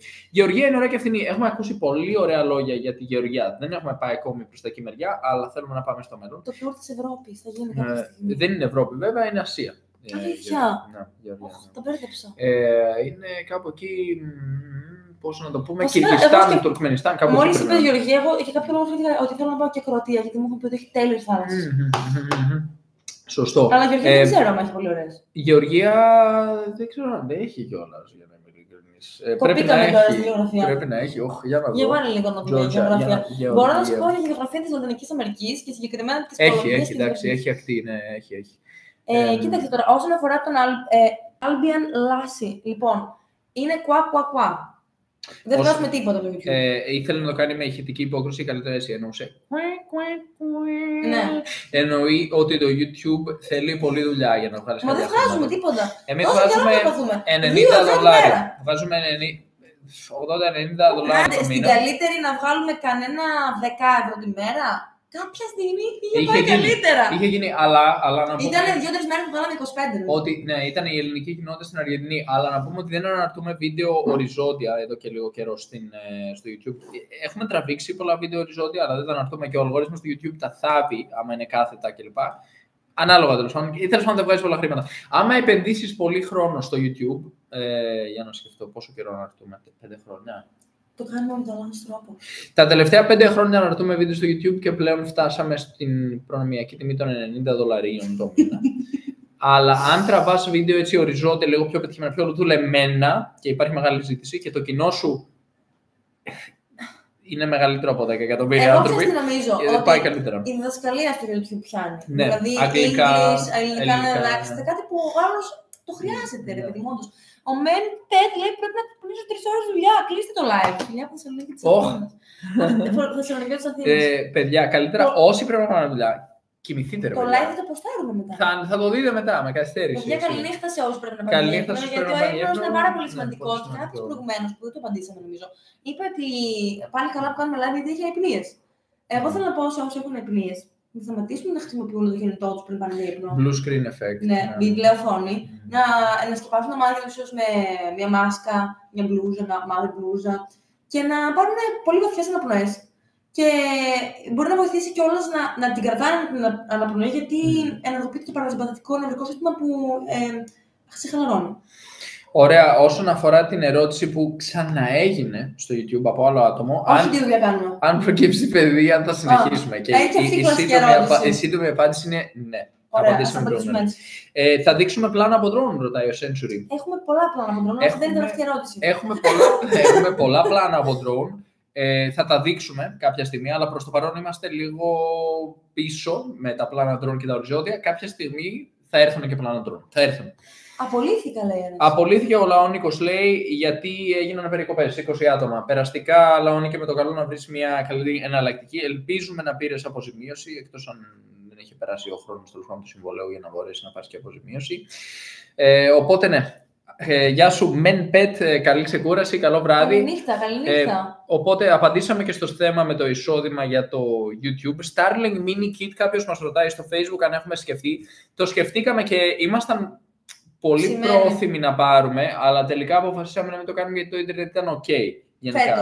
Φέτος ήμασταν πολύ OK γενικά. Εδώ η Νότια Λατινική Αμερική ήταν OK όσον αφορά το ίντερνετ, οπότε δεν έχουμε τέτοιο ζήτημα. Κάποιοι μας χαιρετάνε από Λέσβο, από Γερμανία, κάποιοι θέλουν να πάνε Αμαζόνιο. Όσο και πρέπει να έρθει Ελλάδα. Πόσο καιρό, από πέρυσι. Αλλά μέχρι στιγμής επιστρέφουμε ανά 2 χρόνια. Ναι, το 2020, το 2022, το 2024. Και τώρα θα ξαναγυρίσουμε όμως. Και τώρα φέτος το σχέδιο είναι να έρθουμε πάλι. Άρα από εδώ και πέρα σκοπεύουμε να ερχόμαστε κάθε χρόνο το καλοκαίρι. Λοιπόν, έχουμε ένα σχόλιο στο Facebook που λέει: αυτοί που λένε μόνο η Ελλάδα έχει ωραίες θάλασσες, ούτε ένα ταξίδι δεν έχουν κάνει. Η Ινδία θα θέλατε να επισκεφτείτε? Ναι. Ναι, είναι στα σχέδια η Ασία, αλλά προς το παρόν είμαστε λίγο κολλημένοι. Εδώ μας λένε οι άνθρωποι ότι μας αγαπάνε. Ναι, πάρα πολύ όμορφα. Εμείς δεν ξέρουμε και εμείς όμως σας αγαπάμε, γιατί όλους τους ανθρώπους τους αγαπάμε. Και όλα ζώα. Η Μαριάννα στο Facebook μας λέει σε ποιο νησί θέλουμε να πάμε, πώς σκεφτόμαστε να πάμε φέτος στην Ελλάδα. Στο Καστελόριζο. Μακάρι, αλλά δεν ξέρουμε ακόμη τίποτα. Ναι. Να δώσουμε το παρόν να μιλήσουμε και λίγο για την ΑΟΣ επί τη ευκαιρία. Είναι οικονομική ζώνη. Αποκλειστική οικονομική ζώνη που χρησιμοποιούμε διαγράμματα αλλά που δεν έχουμε εξαγάγει τα πετρέλαια. Δεν έχει θεσπιστεί ακόμη νομίζω καν η ΑΟΣ και δεν έχουμε προβεί ακόμη σε πληστηριασμούς νομίζω όπως η Κύπρος, αλλά κάποια στιγμή θα γίνει. Άντε να δούμε. Να το βγάλουμε πετρέλαιο να γίνουμε πλούσιοι. Καλησπέρα παιδιά, σας θαυμάζω για αυτό που κάνετε στο Facebook. Ο Νίκος. Θα ήθελα να σας ρωτήσω, μερικές φορές βλέπω ότι κάνετε ρυψοκίνδυνα πράγματα. Όχι πάντα, αλλά πολλές φορές. Π.χ. όταν μπαίνει η Νίκη μέσα στα κύματα. Δεν φοβάστε? Δεν φοβόμαστε και πολύ, αλλά εγώ είμαι της άποψης ότι όλοι οι άνθρωποι φοβόμαστε. Αν αφήναμε το φόβο να μας κυριεύσει και να μας αποτρέψει από το να ζήσουμε εμπειρίες, εγώ δεν θέλω να ζω τη ζωή μου έτσι. Άρα, ναι, πολλές φορές φοβάμαι. Ας πούμε, μπορεί να κολυμπάω και να σκέφτομαι ένα καρχαρία να έρχεται απέναντί μου, αλλά πηγαίνω μέσα από το φόβο. Δηλαδή, αυτό προσπαθώ να κάνω. Τώρα, άμα είναι κάτι που πιστεύω ότι πραγματικά κινδυνεύω, δεν θα το κάνω. Ας πούμε, είπαν οι άνθρωποι ότι ήταν επικίνδυνο που κατέβαινα τα σκαλοπάτια μια φορά με τα χέρια. Αλλά αυτό δεν ήταν καθόλου επικίνδυνο, πραγματικά. Και ήταν το πιο ασφαλές πράγμα που έκανα μέσα στη μέρα. Δηλαδή, τι μπορεί να πάει στραβά. Άρα, νομίζω ότι δεν ρυψοκινδυνεύουμε τόσο πολύ. Και κατά μία έννοια, πολλές φορές ρυψοκινδυνεύουμε όλοι μας, χωρίς να την αντιλαμβανόμαστε. Έχουμε άλλη αντίληψη του τι είναι πραγματικός κίνδυνος και τι φοβόμαστε εμείς προσωπικά. Π.χ. όλοι φοβούνται τις πτήσεις και τα αεροπλάνα και κανείς δεν φοβάται τα αυτοκίνητα. Και τελικά όλοι παθαίνουν από τα αυτοκίνητα και όχι από τα αεροπλάνα και μπαίνουμε στο αυτοκίνητο χαλαρή και άνετη και τελικά την πατάς εκεί. Να κάνεις. Καμιά φορά το πιο επικίνδυνο είναι να φοβάσαι. Δηλαδή, φοβάμαι να γυμναστώ, φοβάμαι να βγω, φοβάμαι να κάνω. Και τελικά. Εντάξει, συγκεκριμένα στον άνθρωπο για κύματα. Φυσικά, ναι. Το συγκεκριμένο μπορεί και να ήταν. Απλώς λέω το πιο επικίνδυνο τελικά. Είναι κάποιοι άνθρωποι που γράφουν, ας πούμε, σχόλιο στο διαδίκτυο. Καλά, δεν είναι πολύ επικίνδυνο αυτό που κάνεις. Αλλά εντωμεταξύ αυτός ο άνθρωπος μπορεί να μην έχει γυμναστεί πολύ καιρό, να μην τρώει με έναν τρόπο, ας πούμε, σχετικά υγιεινό φαγητό, ας πούμε, αν θέλεις, να μην έχει ευχάριστες σχέσεις, χαρά κλπ. Οπότε να είναι λίγο δυστυχισμένος, λίγο πεσμένος ψυχολογικά, να μην κάνει πολλές φιλίες κλπ. Και τελικά το πιο επικίνδυνο είναι αυτό. Να κάθεσαι στο σπίτι σου χωρίς να γυμνάζεσαι, να μην τρως καλά και να είσαι δυστυχισμένος είναι το πιο επικίνδυνο από όλα. Δεν χρειάζεται να συγκρίνουμε τι είναι το πιο επικίνδυνο. Απλώς λέω ότι πολύ συχνά υπάρχει μια παρανόηση. Ότι το να κάθομαι στο σπίτι μου, στο καναπέ μου είναι ασφαλές. Ενώ είναι πολύ επικίνδυνο. Είναι από τα πιο επικίνδυνα πράγματα. Ανάλογα πώς θα τη ζωή σου. Άμα ο στόχος σου είναι να κάτσεις στο καναπέ σου, δεν είναι επικίνδυνο. Μα είναι επικίνδυνο από άποψη υγείας. Ναι, αλλά ο άνθρωπος θέλει να έχει κακή υγεία, τότε είναι καλό. Εννοώ ότι είναι επικίνδυνο για την υγεία σου το να πάθεις καρδιακό ή εγκεφαλικό. Για παράδειγμα. Τέλος πάντων, κοίταξε να δεις. Εδώ λέει ένας άνθρωπος. Αυτοκινούμενο, ναι, αυτή είναι ενδιαφέρουσα. Είναι μια ερώτηση που μας ξανακάνουν που και που και την απαντάμε, αλλά δεν είναι τόσο συνηθισμένη ακόμα. Όχι, όχι. Αλλά για μας είναι κάτι που δεν συμφέρει. Απαγορευτικό. Πρώτον, γιατί είναι μεγάλο το αρχικό κεφάλαιο για να αγοράσουμε το πρώτο που πρέπει να να είναι. Δηλαδή, θέλει 20 με 30.000 ευρώ, το οποίο είναι τα έξοδα ενός χρόνου, ας πούμε. 2 χρόνου. Άμα βγαίνει 2-300 το μήνα, εξοδεύουμε 26.000 το χρόνο. Σοβαρά. Ναι. Wow. Mm-hmm. Καλύτερα να μείνουμε στον δρόμο, λέω. Τι? Ναι, τόσο βγαίνει. Αλλά ναι, σε κάθε περίπτωση τα σκάσα αυτά για να πάρεις το όχημα, έτσι. Πόσο? 26.000. Το χρόνο? Ναι. 2.300 επί 12. Σε 10 μήνες είναι 26. Εννοείται το γενίκιο μας. Όχι, εννοώ συνολικά έξω. Οκ, περίμενε, το δικό μας το γενίκιο πόσο είναι? Για το ενίκιο μιλάς. Το ενίκιο είναι κανένα 800, δηλαδή βγαίνει πες 10.000 το χρόνο. Όχι, άρα θέλει πολλά χρόνια για να φτάσει στην αρχή. Ναι. Γιατί πρακτικά αυτό που γίνεται με το αυτοκινούμενο. Το αγοράζεις, στη συνέχεια γλιτώνεις το ενίκιο, αλλά πληρώνεις τις βενζίνες. Όχι, δεν είναι το γλιτώνεις. Θυμάσαι που μιλήσαμε με 2 ανθρώπους και πληρώνεις για να παρκάρεις. Ναι, και τελικά βγαίνει αρκετά λεφτά για αυτό. Ναι. Μιλούσαμε με τον Mad Nomad της προάλλης. Όχι, άλλους 2 λέω. Και άλλους 2 Αργεντινούς, ναι, εδώ στην Παραγουάη. Και πρακτικά αγοράζεις τα σκάς. Μετά στη συνέχεια έχεις βενζίνη, service, πάρκινγκ όπου πηγαίνεις. Και πάμε. Τι είναι. Πρέπει να κάνουμε το puzzle, γιατί μας κάνουμε το λάθος δίκτυο. Εντάξει, δεν πειράζει, το κάνουμε. Δεν μπορούμε όλοι να λύσουμε αυτά τα puzzle, παιδιά. τώρα. Πρέπει να στείλεις ένα κομματάκι του puzzle. Δεν καταλάβαινα αυτό το puzzle. Σε κάθε περίπτωση, αυτό που θέλαμε να πούμε είναι ότι το να αγοράσεις το όχημα, να πληρώνεις βενζίνη, να πληρώνεις για να παρκάρεις, να πληρώνεις για σέρβις του αυτοκινήτου. Α, το χειρότερο ποιο είναι όμως? Είναι ότι μένεις εκτός πόλης αρχικά. Γιατί δεν είναι μέσα στο κέντρο, δεν είσαι μέσα στο κέντρο της πόλης να μπορείς να βγεις από το σπίτι να περπατήσεις. Θα είσαι πάντα ο παρείας. Θα είσαι στη γωνία της πόλης. Όχι, θα είσαι στη φύση και θα είσαι τέλεια. Αλλά το θέμα ποιο είναι? Εμείς δουλεύουμε την ώρα που ταξιδεύουμε. Ναι. Αυτές οι ώρες εκμεταλλεύονται πολύ, πολύ ωραία και δημιουργικά. Άμα πρέπει να οδηγάς, φαντάζεσαι να πηγαίνουμε όλες τις ώρες. Στρίψε από εδώ, στρίψε από εκεί που πάμε, το χάσα. Όλο αυτό είναι δουλειά. Η οδήγηση είναι δουλειά. Εμείς κάνουμε άλλη δουλειά την ώρα που οδηγάμε. Σωστό, ναι. Άρα θα χάναμε και από εκεί χρήματα. Μετά, βάλε το τεράστιο ρίσκο. Αφήνουμε μέσα το λάπτοπ, όλο τον εξοπλισμό, τις βαλίτσες μας, τα χρήματά μας. Κύριοι, πάμε μια βολτούλα, κάποιος πάει το παράθυρο, μπαίνει μέσα, τα παίρνει όλα και εξαφανίζονται. Δεν είναι τόσο ασφαλές όσο να έχεις ένα σπίτι κάπου μέσα όλα αυτά τα πράγματα. Η Σαββάσανα είναι αγαπημένη μου, λέει. Η Σαββάσανα και ναι, οπότε το τροχόσπιτο και αυτοκινούμενο το έχουμε ακυρώσει για όλους αυτούς τους λόγους. Μεταξύ μας, λέει ο Άκης, θα μας κάνει εντύπωση, λέει, αν πάτε κάπου εκτός Λατινικής Αμερικής, όπως σας έχω ψυχολογήσει. Εδώ είμαστε να με διαψεύσετε. Λοιπόν, Άκη, πέρυσι να σε ενημερώσουμε ότι πετάξαμε Αγγλία, μετά πήγαμε Σκωτία, Ολλανδία πήγαμε. Όχι. Πήγαμε Αγγλία, Σκωτία, Ελλάδα, Γερμανία και Κύπρο. Οπότε, αν σου κάνει εντύπωση, σημαίνει ότι δεν μας παρακολουθούσε πέρσι. Κοίταξε. Και πριν ξεκινήσω όλο αυτό, είχαμε περάσει μια Σλοβακία. Όχι. Σερβία. Ρουμανία. Ρουμανία. Εδώ λέει ο Ματέους, είναι Βραζιλιάνος και μαθαίνει ελληνικά το. Mateus, seja bem-vindo à nossa página. A gente fica muito feliz em saber que você está aprendendo grego e firme e forte com tudo, tá? Um abraço desde o Paraguai. Ο Ματέος μαθαίνει με ελληνικά, λέει, είναι Βραζιλιάνος και μας παρακολουθεί εκεί στο TikTok. Ευχαριστούμε όσους μας ακολουθούν. Βλέπω ότι έχουμε ακολούθους εδώ στο TikTok. Πραγματικά πανικός γίνεται έτσι. Έχουμε 100 άτομα ακόμη στο Facebook, 30 στο YouTube, 280 στο TikTok. Δηλαδή, τι γίνεται, κάποιοι δεν πρέπει να κοιμηθούν οι άνθρωποι. Εντάξει, είναι η ώρα που μπαίνουν όλοι. Καλησπέρα, παιδιά, τι ώρα έχετε εκεί? Εδώ είναι 2.30. Καταλάβαμε ότι ο Γιώργος βρίσκεται στην Ελλάδα. Εδώ είναι 8.30. Ναι, διαβάζα το σχόλιο. Από κάτω μας λέει ο Λαόνικος, είναι στο Λονδίνο η ώρα είναι 2 ώρες πίσω από την Ελλάδα, προφανώς το 10.30 το βράδυ. Θέλουμε να ζήσουμε μονάδες ή μετά μας βγήκε. Εγώ γελάω για το μονάδες, γιατί θυμήθηκα τη φανέλα τώρα. Ναι. Αυτό με το autocorrect, παιδιά, που γράφει κάποιος, παιδιά, η φανέλα είναι επικίνδυνη και το διαβάσαμε. Το γράφουν όλοι. Όλοι γράφουν. Ούτε ένας άνθρωπος με τη φανέλα. Όλοι γράφουν. Καλά, εκεί στη φανέλα δεν είναι επικίνδυνα. Αυτή η φανέλα είναι πολύ επικίνδυνη. Μου θυμίζει αυτό το Σαρδάμ. Μου θυμίζει αυτό το Σαρδάμ του Παπανδρέου με το ραντεβού στις κάλτσες. Που ήθελε να πει στις κάλπες. Ραντεβού στις κάλτσες! Και κάθε φορά που λένε η φανέλα δεν είναι επικίνδυνη, θέλω να τους πω ραντεβού στις κάλτσες, παιδιά. Θα σας τα πω όλα χαρτί και καλαμάρι. Αλλά όχι. Για να απαντήσω και την ερώτηση. Κοίταξε, είναι λίγο επικίνδυνη. Άμα έχει πολύ κρύο, μπορεί να κρύωσει το χέρι. Η μηχανή είναι το πιο επικίνδυνο. Μπορεί να χτυπήσει κανένα μηχανάκι και να πέσει. Για τη φανέλα λέω, αλλά δεν το Α, για τη φανέλα λέω. Ούτε όσοι γυμνάζονται ζουν 100 χρόνια, ούτε όσοι μπαίνουν σε αυτοκίνητα πεθαίνουν σε τροχαίο. Εγώ στο λέω, μια μέρα θα πεθάνει. Από τον φίλο μας τον. Μια μέρα θα πεθάνει σίγουρα. Εγώ στο λέω. Είτε τρως καλό φαγητό είτε κακό.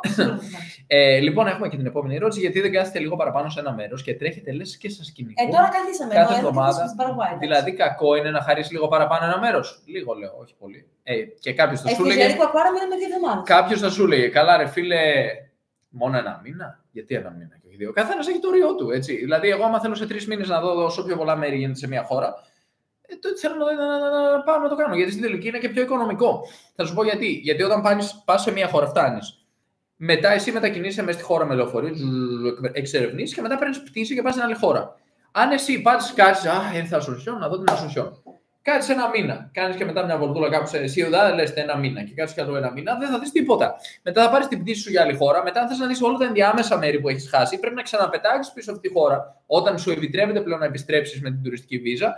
Και να ξανακάνεις tour και μετά να ξαναπετάξεις κάπου αλλού. Δηλαδή, καθένας έχει το στυλ του, έτσι. Το έλεγα, αλλά τώρα. Ναι, ωραία. Ότι όταν κερδίζεις κάτι, χάνεις κάτι άλλο πάντα. Και άρα, άμα θέλεις να μείνεις σε μια πόλη, σίγουρα κάτι θα κερδίσεις. Θα γνωρίσεις καλύτερα αυτή την πόλη. Αλλά θα υπάρχουν άλλες πόλεις που δεν θα γνωρίσεις καλά. Και άρα, ο καθένας επιλέγει πόσες πόλεις θέλει να δει, κάθε πότε θέλει να αλλάζει μέρος, σπίτι κτλ. Και εμείς δεν ξέρουμε. Δηλαδή, οι καταστάσεις κάπως φέρνουν και το ένα και το άλλο. Δηλαδή, μπορεί να κάθουμε και παραπάνω, μας αρέσει. Στη Ζερικοβάρα μείναμε παραπάνω. Επίσης, μείναμε στο Λεβαντόρο παραπάνω.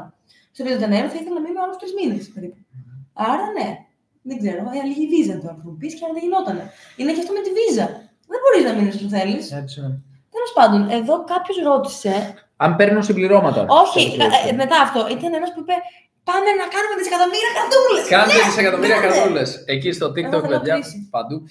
Όχι, στο YouTube. Εντάξει, αλλά όπως και να έχει για τα συμπληρώματα, προσπαθώ να παίρνω όσο μπορώ ένα σκουπ πρωτεΐνης. Βασικά. Και κρεατίνη παίρνω όσο πιο πολύ. Προχθές αγοράσαμε μια πρωτεΐνη. Vegan. Η οποία. Να τη δείξουμε. Ναι, η οποία. Γιατί τη διαφημίσουμε. Όχι, δεν θα τη διαφημίσουμε. Δεν θα τη δείξουμε. Δεν είναι από εδώ κιόλας, εντάξει. Ναι, αλλά κοίταξε. Επειδή εγώ μετράω τώρα τις πρωτεΐνες μου και όλα τα συστατικά, υδατάνθη και λίπη, καμιά φορά τα μετράω. Καμιά φορά έμενε λίγο πίσω τώρα. Άμα δηλαδή δεν φάω τη σόγια. Δύσκολα να φτάσω το όριο, άρα πήραμε και αυτή την πρωτεΐνη να τη δοκιμάσουμε και μας άρεσε. Βέβαια, γίνεται και με άλλο τρόπο, δηλαδή δεν χρειάζεται συμπληρώμα πρωτεΐνης και μάλιστα κάποιοι λένε ότι είναι αρκετά κακό για την υγεία σου αυτό. Εντάξει, αυτή τη στιγμή την πήραμε. Ο Κωνσταντίνος παλιότερα έπαιρνε ό,τι θέλησε, κυτρικό, πώς λέγω το ίδιο. Α, ναι, πιο παλιά έπαιρνα και κάποια παραπάνω. Τι έπαιρνα, ταυρίνη, κιτρουλίνη και β-αλανίνη, που είναι αυτό που σου μυρμηγκιάζει λίγο. Α, το έχω δοκιμάσει, δεν μου άρεσε. Εμένα μου άρεσε. Δηλαδή, τι να σου αρέσει, έτσι είναι, κάπως έτσι. Νιώθεις κάτι τσιμπήματα εδώ και πας και σηκώνεις να πάρεις. Εντάξει, είναι για τον κύκλο της ουρείας τέλος πάντων. Αυτά σου βοηθάνε και κρεατίνη. Αλλά πλέον απλώς παίρνω κρεατίνη 5 γραμμάρια την ημέρα όποτε το θυμάμαι. Κάποιες φορές ξεχνάω. Η Νίκη βασικά με το βάζει σε ένα smoothie που μου κάνει. Ναι, κοίταξε. Πες μου για πόσο συχνά παίρνουμε τώρα τελευταία. Τώρα τελευταία περίπου μέρα παραμέρα. Άρα ψιλοπαίρνω κρεατίνη και ψιλοπαίρνω και ένα σκουπ πρωτεΐνης. Αυτό. Κατά τα άλλα δεν παίρνω συμπληρώματα. Ναι. Δεν παίρνουμε βιταμίνες ή κάτι τέτοιο. Α! Πήραμε και στη β12 για μένα. Ναι. Αλλά δεν ξέρω αν λειτουργεί. Πώς μπορούμε να ξέρουμε. Σε ποια χώρα της Λατινικής Αμερικής οι ντόπιοι είναι πιο φιλικοί προς τους Έλληνες? Προς τους Έλληνες. Νομίζω ότι δεν πάει προς τους Έλληνες, πάει προς όλους τους ανθρώπους. Βραζιλία. Κοίταξε, αυτοί που ενθουσιάζονται περισσότερο όταν είναι Βραζιλιάνοι. Σίγουρα. Ναι. Και λένε Α, δεν το πιστεύω. Και λένε για τη μυθολογία, όσα ξέρουν. Ναι. Μας θαυμάζουν. Οι Βραζιλιάνοι θαυμάζουν την Ελλάδα πολύ παραπάνω από τους Ουρουγουανούς, γιατί περιμέναμε εμείς ότι θα φτάσουμε Ουρουγουάι και θα μας τρώσουν το κόκκινο χαλί, ήρθαν οι Έλληνες. Καλώς ήρθατε, όλοι μιλάμε ελληνικά και δετής και τέτοια. Όχι, σε καμία περίπτωση. Στους περισσότερους λέγαμε ότι είμαστε από Ελλάδα και λέγαμε OK. Στην Βραζιλία είσαι Έλληνας, πω! Θεοί του Ολύμπου, ιστορίες. Ένα παιδί νόμιζε ότι δεν υπάρχουμε, ότι είμαστε χαμένοι Ατλαντίδα και έλεγε «Μαμά, αυτή είναι από την Ελλάδα». Είναι πραγματική Έλληνες. Όντως. Δηλαδή, του λέμε από Ελλάδα, υπάρχει η Ελλάδα ακόμη. Οπότε η Βραζιλία θα έλεγα ότι είναι πιο πάνω. Τους διδάσκουν μυθολογία στο σχολείο. Πολύ περισσότερο. Εγώ δεν θυμάμαι να μου διδάσκουν μυθολογία. Δεν ξέρω από την τηλεόραση, από κάποιες σειρές που έχουν δει. Εσένα σου διδάσκουν μυθολογία. Οι Βραζιλιάνοι έχουν μια τρέλα με τη μυθολογία. Τους αρέσει πολύ και κάτι τέτοιο. Η Αργεντινή, εκεί αυτό που γίνεται στην Αργεντινή είναι ότι έχει πολλούς Έλληνες από γόνους δεύτερης-τρίτης γενιάς και τους λες Έλληνας, α, ο φίλος μου είναι Έλληνας, α, Έλληνες. Ξέρουν γενικά αρκετά για Ελλάδα. Η Ουρουγουάι πολύ ήσυχα τα πράγματα. Οι Αργεντινοί νομίζω ταιριάζουν και σαν νοοτροπία οι Έλληνες. Μοιάζει πάρα πολύ η Αργεντινή. Είναι μια Ελλάδα της Λατινικής Αμερικής. Ακριβώς. Νομίζω ότι μοιάζει πολύ. Ιδίως στο κάπνισμα, την κρεατοφαγία, εστιατόριο έξω, όλοι έξω. Μιλάμε βράδυ. Κρίση και όλοι έξω, σαν την Ελλάδα. Ξαφνικά, μας λένε για την Ελλάδα κρίση. Όποτε γυρνάμε Ελλάδα είναι πιο full, δεν υπάρχει. Πιο από όποιες χώρες έχουν δεχθεί. Και τι γίνεται τώρα, πάμε στην Αγγλία όπου βγάζουν χρήματα. Στην Ολλανδία βγάζουν και είναι όλα άδεια, ήσυχα. Με πίνει ένας καφέ, φεύγει. Ελλάδα κρίση. Όλοι στο εστιατόριο παντού έξω. Παντού γεμάτο. Τραπεζάκια στο πεζοδρόμιο μέχρι το δρόμο και μέσα στη Τσιμισκή έχουν γίνει τραπεζάκια. Πάμε στην Αργεντινή, το μιλάει. Παραπλήσια κατάσταση. Χάλια Αργεντινή, καταρρέει οικονομικά. Λέμε, παιδιά θα του δουν να ζητιανεύουν όλοι στον δρόμο. Πάμε όλοι έξω, ψωνίζουν. Στο εμπορικό κέντρο 100 ευρώ τα παπούτσια. Ακριβά όλα. Πού είναι αυτή η κρίση τελικά, ποιος έχει πρόβλημα? Εντάξει, μας είναι και πολλοί που έχουν. Για το μεταξύ, Κολομβία δεν έχει κρίση. Κολομβία δεν έχει κρίση και τα βλέπεις όλα σπασμένα, τούβλα. Πας Αργεντινή και είναι όλα. Έχουν στείλει από τους παππούδες τους. Βασικά η Αργεντινή ήταν τεράστια οικονομία πριν γίνει αυτό. Εμείς δεν ζήσαμε αυτά τα πράγματα, αλλά ήταν υπερδύναμη. Έτσι είναι, ακριβώς. Και μένουν αυτά. Δεν εμφανίζεται ο πλούτος έτσι. Μας ξαναπεριμένουν στη Λέσβο. Αν μπορέσουμε να περάσουμε φέτος, θα περάσουμε. Είναι στα σχέδια, θα δούμε. Ωραία, περνάμε στη Λέσβο. Θα δούμε. Μια χαρά έπιασε το marketing με τη φαβέλα πάντως. Λέει: όλοι έχουμε απορίες, πάνε καλά τα σχόλια και τα views. Αλλιώς δεν βρίσκω κάποιο λόγο που μείνατε εκεί. No offense. Εγώ βρίσκω πάρα πολλούς. Μου λείπει τόσο πολύ η Ρωσία. Εμάς, ό,τι και να λέει όποιος. Όχι, δεν το πιστεύω ότι έφυγα. Θέλω να γυρίσω πίσω στη Ρωσία. Ναι, είναι πολύ ωραίο. Πάντα εκεί. Εντάξει, όχι για πάντα, είπαμε. Για πάντα για μία μέρα. Η Ρωσίνια, ναι, κράτο έτσι. Κράτο, συνέχισε. Είσαι ο προσωπικός κομμωτής, τι είναι αυτό. Κράτο έτσι, είναι τέλειο. Εσύ θα κρατάς. Όχι, εγώ είμαι κομμωτή σου, σου λέω τι να κάνεις, εσύ θα το κάνεις, όπως οι δάσκαλοι. Οι κομμωτές κάνουν, δεν λένε τι να κάνεις. Εγώ είμαι στυλ δασκάλου, σου λέω τι να κάνεις. Μαθηματική ρε παιδί μου. Ας υποθέσουμε ότι αυτό είναι έτσι. Ας υποθέσουμε ότι ο μαθητής μου θα κάνει αυτό που είπα. Ας υποθέσουμε ότι τα μαλλιά σου μένουν έτσι. Λοιπόν, αλλά σε κάθε περίπτωση όσον αφορά την φαβέλα, μόλις πας τα ξέρεις. Αλλιώς δεν ξέρεις. Παιδιά, αν δεν το βιώσετε, δεν θα καταλάβετε το βίντεο, ό,τι θα μας δείξουμε. Μας λέγανε, ας πούμε, για την Ελλάδα, κρίση, πανικός, επικίνδυνο, μην πάτε, γίνονται πορείες και τέτοια. Όλα αυτά μέσω κρίσης βγαίνανε ειδήσεις, να μην πάτε στην Ελλάδα, γιατί υπάρχουν κρίση, πανικός, επεισόδια. Γι' αυτό. Βγήκανε στις ειδήσεις της Αμερικής και της Αγγλίας. With caution, ξέρω εγώ, μην επισκεφτείτε γιατί είναι επικίνδυνο. Χαζομάρες. Εντάξει, παντού μπορεί να είναι επικίνδυνα. Ναι, αλλά θέλω να σου πω ότι γενικά, άμα δεν ξέρει ο κόσμος, μπορεί να ακούσει ένας. Φαροφίνη λέει κάποιος παίρνω. Φαροφίνη θέλει. Η φαροφίνη, να σου πω, δεν έχει πολύ πρωτεΐνη, είναι κυρίως υδατάνθρακα, αλλά τέλος πάντων. Καλησπέρα μας από Καναδά. Φασολίνη θέλω. Λέει ο Βασίλης, είναι Καναδά. Έχουμε αρκετούς Έλληνες πλέον στο Καναδά. Μου κάνει εντύπωση. Να περνάμε όμορφα και να έχουμε υγεία όπου και να είμαστε και για όσο θέλουμε να είμαστε. Να μοιραστούμε με τον κόσμο την αισιοδοξία μας. Να είσαι καλά, Βασίλη. Και εσείς. Thank you very much. Ελπίζουμε να περνάς όμορφα στον Καναδά. Τώρα λογικά έχει καλοκαίρι. Θα είναι ωραία. Μου λένε δεν θέλω να μείνω και το υπερβάλλω. Αλλά η αλήθεια είναι όντως δεν θέλω να μείνω για πάντα. Αλλά όχι γιατί δεν μου αρέσει η φαβέλα. Αλλά γιατί θέλω να φύγω γενικά. Αλλά μου αρέσει πάρα πολύ η Ρωσίνια. Και το εννοώ. Δηλαδή το Μπάιλι. Για κάποιον που δεν καταλαβαίνει, θα σας δώσω έτσι ένα παραλληλισμό. Κάποιοι θα προσβληθούν σίγουρα. Δεν πειράζει. Φανταστείτε το πλωμάρι. Γιατί πάμε συχνά στο πλωμάρι κάθε σύντομο, όποτε είμαστε Ελλάδα. Πάμε. Πολύ ωραία. Το πλωμάρι είναι όλο σκάλες, ανεβαίνεις προς τα πάνω, σπιτάκια το ένα δίπλα στο άλλο και όλοι γνωρίζονται μεταξύ τους. Περνάς, καλησπέρα, τι κάνεις, μπάμπη, η Μαρίτσα, τι κάνει, όλα καλά, ναι. Αυτό είναι μέσα στην φαβέλα. Είναι ένα χωριό ανηφορικό όπου ανεβαίνεις, τους ξέρεις όλους, ασφάλεια full. Δεν υπάρχουν προβλήματα εκεί πέρα γιατί φροντίζει η ντόπια εγκληματική οργάνωση που κάνει εμπόριο ναρκωτικών να υπάρχει ασφάλεια. Είναι και κάποιοι τύποι με όπλα. Δίπλα στο σπίτι μας είχαμε τύπους με αυτόματα όπλα. Συνέχεια. Ήταν εκεί. Καλημέρα, καλημέρα, καλησπέρα, καλησπέρα. Όποτε βγαίναμε στο σπίτι μας ήταν εκεί. Βγαίναμε, ήταν ο άλλος, καθάριζε το αυτόματο. Αυτό υπάρχει. Απ' την άλλη όμως δεν σημαίνει ότι θα περάσω και θα σε σκοτώσω. Δεν υπάρχει αυτό. Αυτό που συμβαίνει είναι ότι αυτή είναι μια εγκληματική οργάνωση που κάνει το κουμάντο. Είναι ντόπια αστυνομία, να το πω, κυβέρνηση, δεν ξέρω. Ωραία, αυτό ισχύει. Τα έχεις πει πολλές φορές. Αλλά ναι, κατά τα άλλα είναι όλοι. Ο ένας και ένας, οι άνθρωποι που δεν ασχολούνται με αυτά τα πράγματα, με τα όπλα και τα εμπόρια κλπ. Είναι ένας και ένας πολύ καλοί άνθρωποι, ταπεινοί, πολύ ωραίοι, σε καλούν στο σπίτι τους, έλα να πιούμε μια μπύρα, έλα να κάνουμε barbecue, ό,τι θες, παρτάκι, είναι έξω καρδιά, είναι τέλεια. Ωραία, και το μέρος είναι πάντα οι άνθρωποι. Και όλοι είναι, Ελενή, τάχτη, άσχημο, τι βαρισμένο μέρος. Τι με νοιάζει, ρε φίλε, υπάρχει και μια πρόσωψη εκεί που είναι χάλια, το σπίτι μέσα είναι καλό, δεν με πειράζει. Ναι, βλέπω και κάτι, ας πούμε, μεταλλικές και πέτς. Παιδιά, όποιος προσέχει αυτά τα πράγματα, σημαίνει ότι δεν προσέχει κάτι άλλο.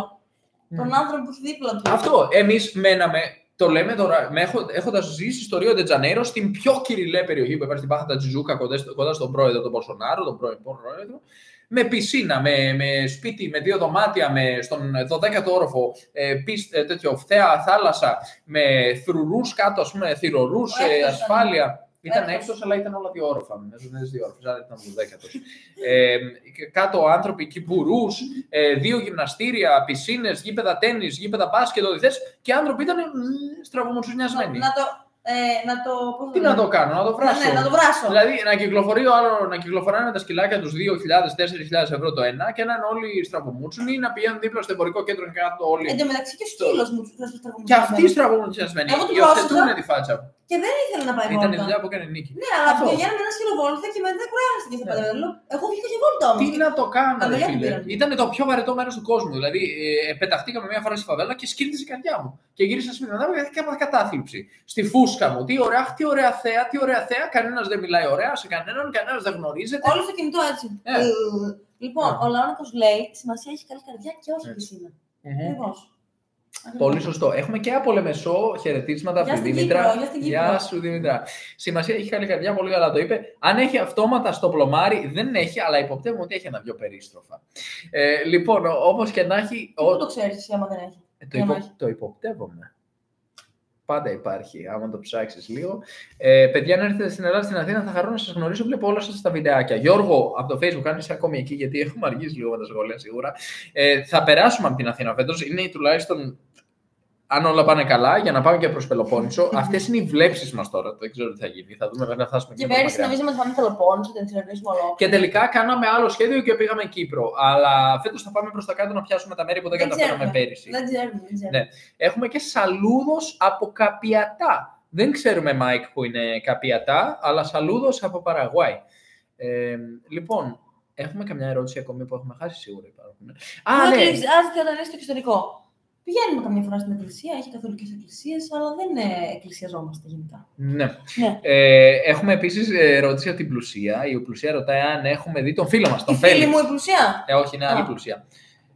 Πλουσία, όχι, τον έχουμε δει τον Φέλιξ, αλλά δεν έχουμε τραβήξει βίντεο ακόμη με τον Φέλιξ. Όχι, αλλά τον Φέλιξ τον βλέπουμε γενικά. Τον βλέπουμε. Στη γειτονιά. Είναι και λίγο νυχτοπούλιο. Έχει γίνει ένα προβληματάκι, γιατί ξυπνάει την ώρα που εμείς κοιμόμαστε. Ακριβώς, ναι. Και εμείς κοιμόμαστε την ώρα που αυτός ξυπνάει. Κάπως έτσι γίνεται δηλαδή το πράγμα. Ναι.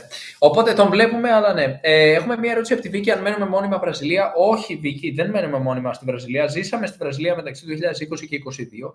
Έχουμε επισκεφτεί 16 πολιτείες πλέον της Βραζιλίας. Αλλά δεν μένουμε μόνιμα και απαγορεύεται να μείνουμε μόνιμα εκτός αν κάνουμε κάποια διαδικασία με digital nomad visa και τέτοια. Προς το παρόν, με το ζόρι μας διώξανε, ας πούμε. Μείναμε 5 μήνες φέτος στη Βραζιλία, αλλά δεν μένουμε μόνιμα εκεί. Κάποιος ρωτάει αν ήμουν στο μαθηματικό Αθήνας. Όχι, ήμουν στο Απιθύτα, Γιώργο. Μας χαιρετάνε από την Ιαπωνία. Από Ιαπωνία? Ναι. Πού είναι η Ιαπωνία, για να δω. Από το Μπουκίτσι της Ιαπωνίας, ο Λαόνικος. Χαιρετίσματα από το Μπουκίτσι. Καλά, συγγνώμη, Λαόνικε, είσαι στην Ιαπωνία. Σοβαρά. Κονίτσουα. Νάντα το. Μου κάνει εντύπωση αν είσαι εκεί. Πες μας και 5 πράγματα σχετικά με αυτό. Το φαΐ, υπάρχει vegan φαΐ. Αν υπάρχει vegan φαΐ. Και κάποιος ρώτησε πριν και πόσο καιρό είσαι vegan. Λίγο, 2 μήνες, δεν το άντρε. 2 μήνες είσαι vegan. Κάπου εκεί. Και πριν από αυτό ήσουν vegetarian, χορτοφάγος για πόσο καιρό? 4 χρόνια, ναι. Και πριν από αυτό κρεατοφάγος για? Άμα αφαιρέσουμε το 4, ναι. τώρα είναι 29. 25. Άρα 25 χρόνια. 25 χρόνια έτρωγε τα πάντα Νίκη, μετά έγινε χορτοφάγος για 4 χρόνια και τους τελευταίους 2 μήνες είναι vegan. Να έρθουμε και Καναδά. Βασίλη, θα έρθουμε Καναδά όποτε μπορούμε. Είσαι στο Οντάριο λοιπόν και λες ότι είναι καλύτερος ο καιρός σε σχέση με την υπόλοιπη χώρα. Έχουμε ακούσει ότι η British Columbia και η Vancouver είναι καλός καιρός επίσης. Φυσικά δεν είναι εντελώς vegan, γιατί κάποιες φορές έχει βρεθεί κασέρι μέσα στο. Ναι, είναι. Προσπαθεί να είναι vegan. Ναι, αλλά έχει συμβεί 3 φορές, 4 και δεν αντιστάθηκα μετά όταν ήταν ήδη. Το βάλανε τώρα το τυρί μέσα, τι να κάνεις. Αν έχουμε πάει Αμαζόνιο, ρωτάει ο Ιωάννης εδώ στο YouTube. Ναι, έχουμε πάει Αμαζόνιο, πήγαμε. Θα ξαναπάμε βέβαια, γιατί δεν είχαμε πολύ ολοκληρωμένη εμπειρία όταν πήγαμε. Θα ξαναπάμε, αλλά έχουμε πάει. Παραγουάη, Αργεντινή ή Βραζιλία. Ποια είναι η πιο ασφαλής χώρα? Η Παραγουάη. Η Παραγουάη είναι πολύ χωριό. Μας λένε πράγματα τα οποία δεν μπορώ να πιστέψω. Ναι. Αλλά είναι αλήθεια, δηλαδή. Μάλιστα, έχουμε ένα φίλο αρκετά καλό και ο αδερφός του που λέει βγάζει το οδηγό Uber και τον πυροβόλησε. Ένας πελάτης, τον πυροβόλησε στο Λαρίγι και τον άφησε. Δεν πέθανε. Δεν σκοτώθηκε. Μουγκός είναι. Αλλά είναι μουγκός, κοφάλαλος δηλαδή. Και είναι. Όχι, ακούει. Ακούει, ρε, μουγκός είναι. Ναι. Απλώς έχει πάλι πρόβλημα με το ένα αυτή, νομίζω δεν ακούει τόσο. Όχι, δεν ακούει, αλλά έχει ένα ακουστικό. Ναι, έχει ένα ακουστικό ψήλο ακούει, έχει ένα θέμα με την ακοή, αλλά ακούει. Ναι. Αλλά τον πυροβόλησε κάποιος. Είναι αλήθεια ότι ακούει, γιατί αυτός μας μιλάει. Σημειώνει σε ένα τετράδιο. Είναι πολύ αστεία η επικοινωνία μας, γιατί ξαναστρεφόμαστε, εμείς του μιλάμε και αυτός καταλαβαίνει. Και μετά αυτός δεν μπορεί να γράψει και γράφει σε ένα χαρτί. Δεν μπορεί να μιλήσει. Και γράφει, δηλαδή τα γράμματα, ρε παιδί μου, λέμε, δεν μπορεί να γράψει λίγο πιο καθαρά. Ναι. Δεν καταλαβαίνω τι γράφει. Φαντάζομαι ότι ο τρόπος επικοινωνίας με τους ανθρώπους είναι η γραφή και γράφει σαν γιατρός. Πιο ασφαλής θα λέγαμε Παραγουάη. μετά Αργεντινή και μετά Βραζιλία. Αλλά να πούμε ότι υπάρχουν κάποια μέρη στη Βραζιλία, ας πούμε, όπως εκεί που μέναμε εμείς. Η Μπραντιφόρτσι, η Μπαχαγκράντ. Η Βραζιλία έχει μέρη και μέρη. Αλλά ακόμη, γενικά οι μεγάλες πόλεις είναι λιγότερο ασφαλείς, όπως σημαίνει και στην Ευρώπη και παντού. Και τα χωριά είναι πιο ασφαλή, γιατί δεν γίνεται τίποτα. Αλλά υπάρχουν και φούσκες. Υπάρχουν πολλές φούσκες στη Βραζιλία, όπου έχεις μια περιοχή με πάρα πολλούς πλουσίους ανθρώπους, κοντομίνιουμ κλπ. Πολύ ασφάλεια. Περνάνε συνέχεια security με μηχανάκια κλπ. Και υπάρχει πάρα πολύ ασφάλεια. Δηλαδή δεν γίνεται τίποτα εκεί πέρα. Είναι πιο ασφαλή αυτά τα μέρη από ένα μέσο μέρος στην Ελλάδα, στην Αγγλία κλπ. Γιατί υπάρχει μόνιμη περιφρούρηση, ας πούμε. Έτσι, από securityάδες κλπ. Υπάρχει πάρα πολύ ασφάλεια. Άρα σε κάποια μέρη μπορώ να πω ότι είναι από τα πιο ασφαλή μέρη που έχω επισκεφτεί στη Βραζιλία, στον κόσμο. Αλλά αν θες να κυκλοφορείς έξω κλπ. Πρέπει να έχεις το νου σου να παίρνεις Uber κλπ. Συγγνώμη για μπαλαρίνα καπουτσίνα. Πού είναι αυτό? Αυτό ο Δημήτρης Φλωρόπουλος. Δεν γνωρίζω. Μπαλαρίνα καπουτσίνα, δεν ξέρουμε τίποτα γι' αυτό. Γνώμη για ευτύχη μπλέτσα. Δεν έχουμε δει πολύ Happy Traveler, αλλά είδαμε λίγο τις προάλλες ένα μέρος του επεισοδίου του Σαν Πάολο και μας άρεσε. Ναι. Και εδώ λέει ότι κάποιος δεν έχω καταλάβει αυτή, γιατί κάνω κάποιες ασκήσεις. Ναι, δεν έχεις υποθετικά έχω γιατί εντάξει, δεν τα έχω δει να πω την αλήθεια. Είναι αλήθεια, δεν είμαι σίγουρη. Αλλά πώς κοινώ τα χέρια μου όταν έχω αυτά. Σίγουρα. Έχει. Κάνει φωτογραφία. Ο Νίκος στο YouTube μας λέει να μην ωρεοποιούμε τις φαβέλες, γιατί έχει άποψη. Τον έχουν ληστέψει σε φαβέλα. Εμείς, μάλλον επειδή μέναμε εκεί, δεν είχαμε πρόβλημα. Κοίταξε. Αρχικά, Νίκο, το να πούμε ότι όλες οι φαβέλες είναι καλές ή όλες είναι κακές είναι μια τεράστια ανακρίβεια, γιατί είναι σαν να λέμε η Ευρώπη είναι ασφαλής. Δεν μπορούμε να πούμε ότι η Ευρώπη είναι ασφαλής, γιατί υπάρχουν πολλά μέρη στην Ευρώπη που δεν είναι ασφαλή. Υπάρχουν πολλά μέρη στην Ελλάδα που δεν είναι ασφαλή. Η Ελλάδα είναι μια ασφαλής χώρα εν γέννη, αλλά υπάρχουν πολλά μέρη που δεν είναι ασφαλή. Εμένα, ας πούμε, μου έχουν κάνει μαχαίρι στο κέντρο της πόλης, έχουν κλέψει πολλούς φίλους μου, μου έχουν κλέψει το κινητό. Δεν ήταν, ας πούμε, δεν είχα μια. Δεν μπορώ να πω, εγώ μπορώ να σου πω, αν θέλεις, ότι με βάση την εμπειρία μου η Ελλάδα ήταν πιο επικίνδυνη μέχρι τώρα. Έχουν συμβεί διάφορα περιστατικά και σε μένα στην Ελλάδα. Ναι, έχουν επιτεθεί σε φίλους μου, έχουν κλέψει ανθρώπους, πολλούς ανθρώπους. Ας μην πούμε σε πολλές λεπτομέρειες. Παρ' όλα αυτά, δεν μπορώ να πω ότι ωρεοποιώ την Ελλάδα όταν λέω ότι είναι ασφαλής. Όταν μιλάμε για τη Ρωσίνη και τη Βιτζιγκάλ, μιλάμε για τις συγκεκριμένες δύο φαβέλες, οι οποίες είναι ασφαλείς για τους τουρίστες. Είναι πολύ ασφαλείς. Δεν μιλήσαμε για όλες τις φαβέλες. Προσοχή. Δεν μπορούμε να πάμε σε οποιαδήποτε φαβέλα και να πούμε «Α, Κωνσταντίνος μας είπε ότι είναι ασφαλής στις φαβέλες και μπαίνουμε με το κινητό και φεύγαμε». Ναι, θέλει πολύ προσοχή. Συγκεκριμένα μπορώ να σου πω κιόλας γιατί συμβαίνει αυτό. Οι φαβέλες συνήθως ελέγχονται από εγκληματικές οργανώσεις. Για παράδειγμα, Κόκκινο Στρατός, Φίλοι των Φίλων, ΑΝΤΕΑ, ΤΣΕΠΕ, ΠΣΣ κλπ. Έχει παραπολαγώνηση του Μαλούκου, εκεί στη Βαΐα. Ανάλογα με το που βρίσκεται μια φαβέλα, μπορεί να υπάρχει ασφάλεια ή όχι. Για παράδειγμα, όταν μια φαβέλα είναι μοιρασμένη, γιατί υπάρχει αυτό, μοιρασμένη σε δύο, και στα σύνορα, αυτές οι εγκληματικές οργανώσεις πολύ συχνά κάνουν ντου, η μία μεριά στην άλλη κλπ. Και εκεί πέρα δεν υπάρχει εδρεωμένη κυριαρχία να σου πει: ξέρεις τι, εγώ είμαι ο Κόκκινος Στρατός, δεν θέλω κανείς να κλέβει εδώ μέσα, δεν θέλω να έρχεται η αστυνομία κάθε 3 και λίγο να λέει ότι κάποιοι τον κλέψαν και τον πείραξαν. Θέλω να κάνω το εμπόριό μου, να έρχονται οι τουρίστες να αγοράζουν τις ουσίες και να φεύγουν. Θέλω ισορροπία. Σε αυτές τις φαβέλες που υπάρχει ισορροπία είναι ασφαλής η κατάσταση. Στα μέρη όπου συνέχεια γίνεται πόλεμος και κανείς δεν ξέρει ποιος κάνει κομμάτι σε αυτόν τον δρόμο κλπ. Μπορεί να μπει και να σε κλέψουν. Και κανείς δεν ξέρει. Δεν υπάρχει, ας πούμε, κανόνας. Άμα κλέψεις εκεί τον τουρίστα, θα σε δείρω, ας πούμε, θα σου σπάσουν το χέρι και τέτοια.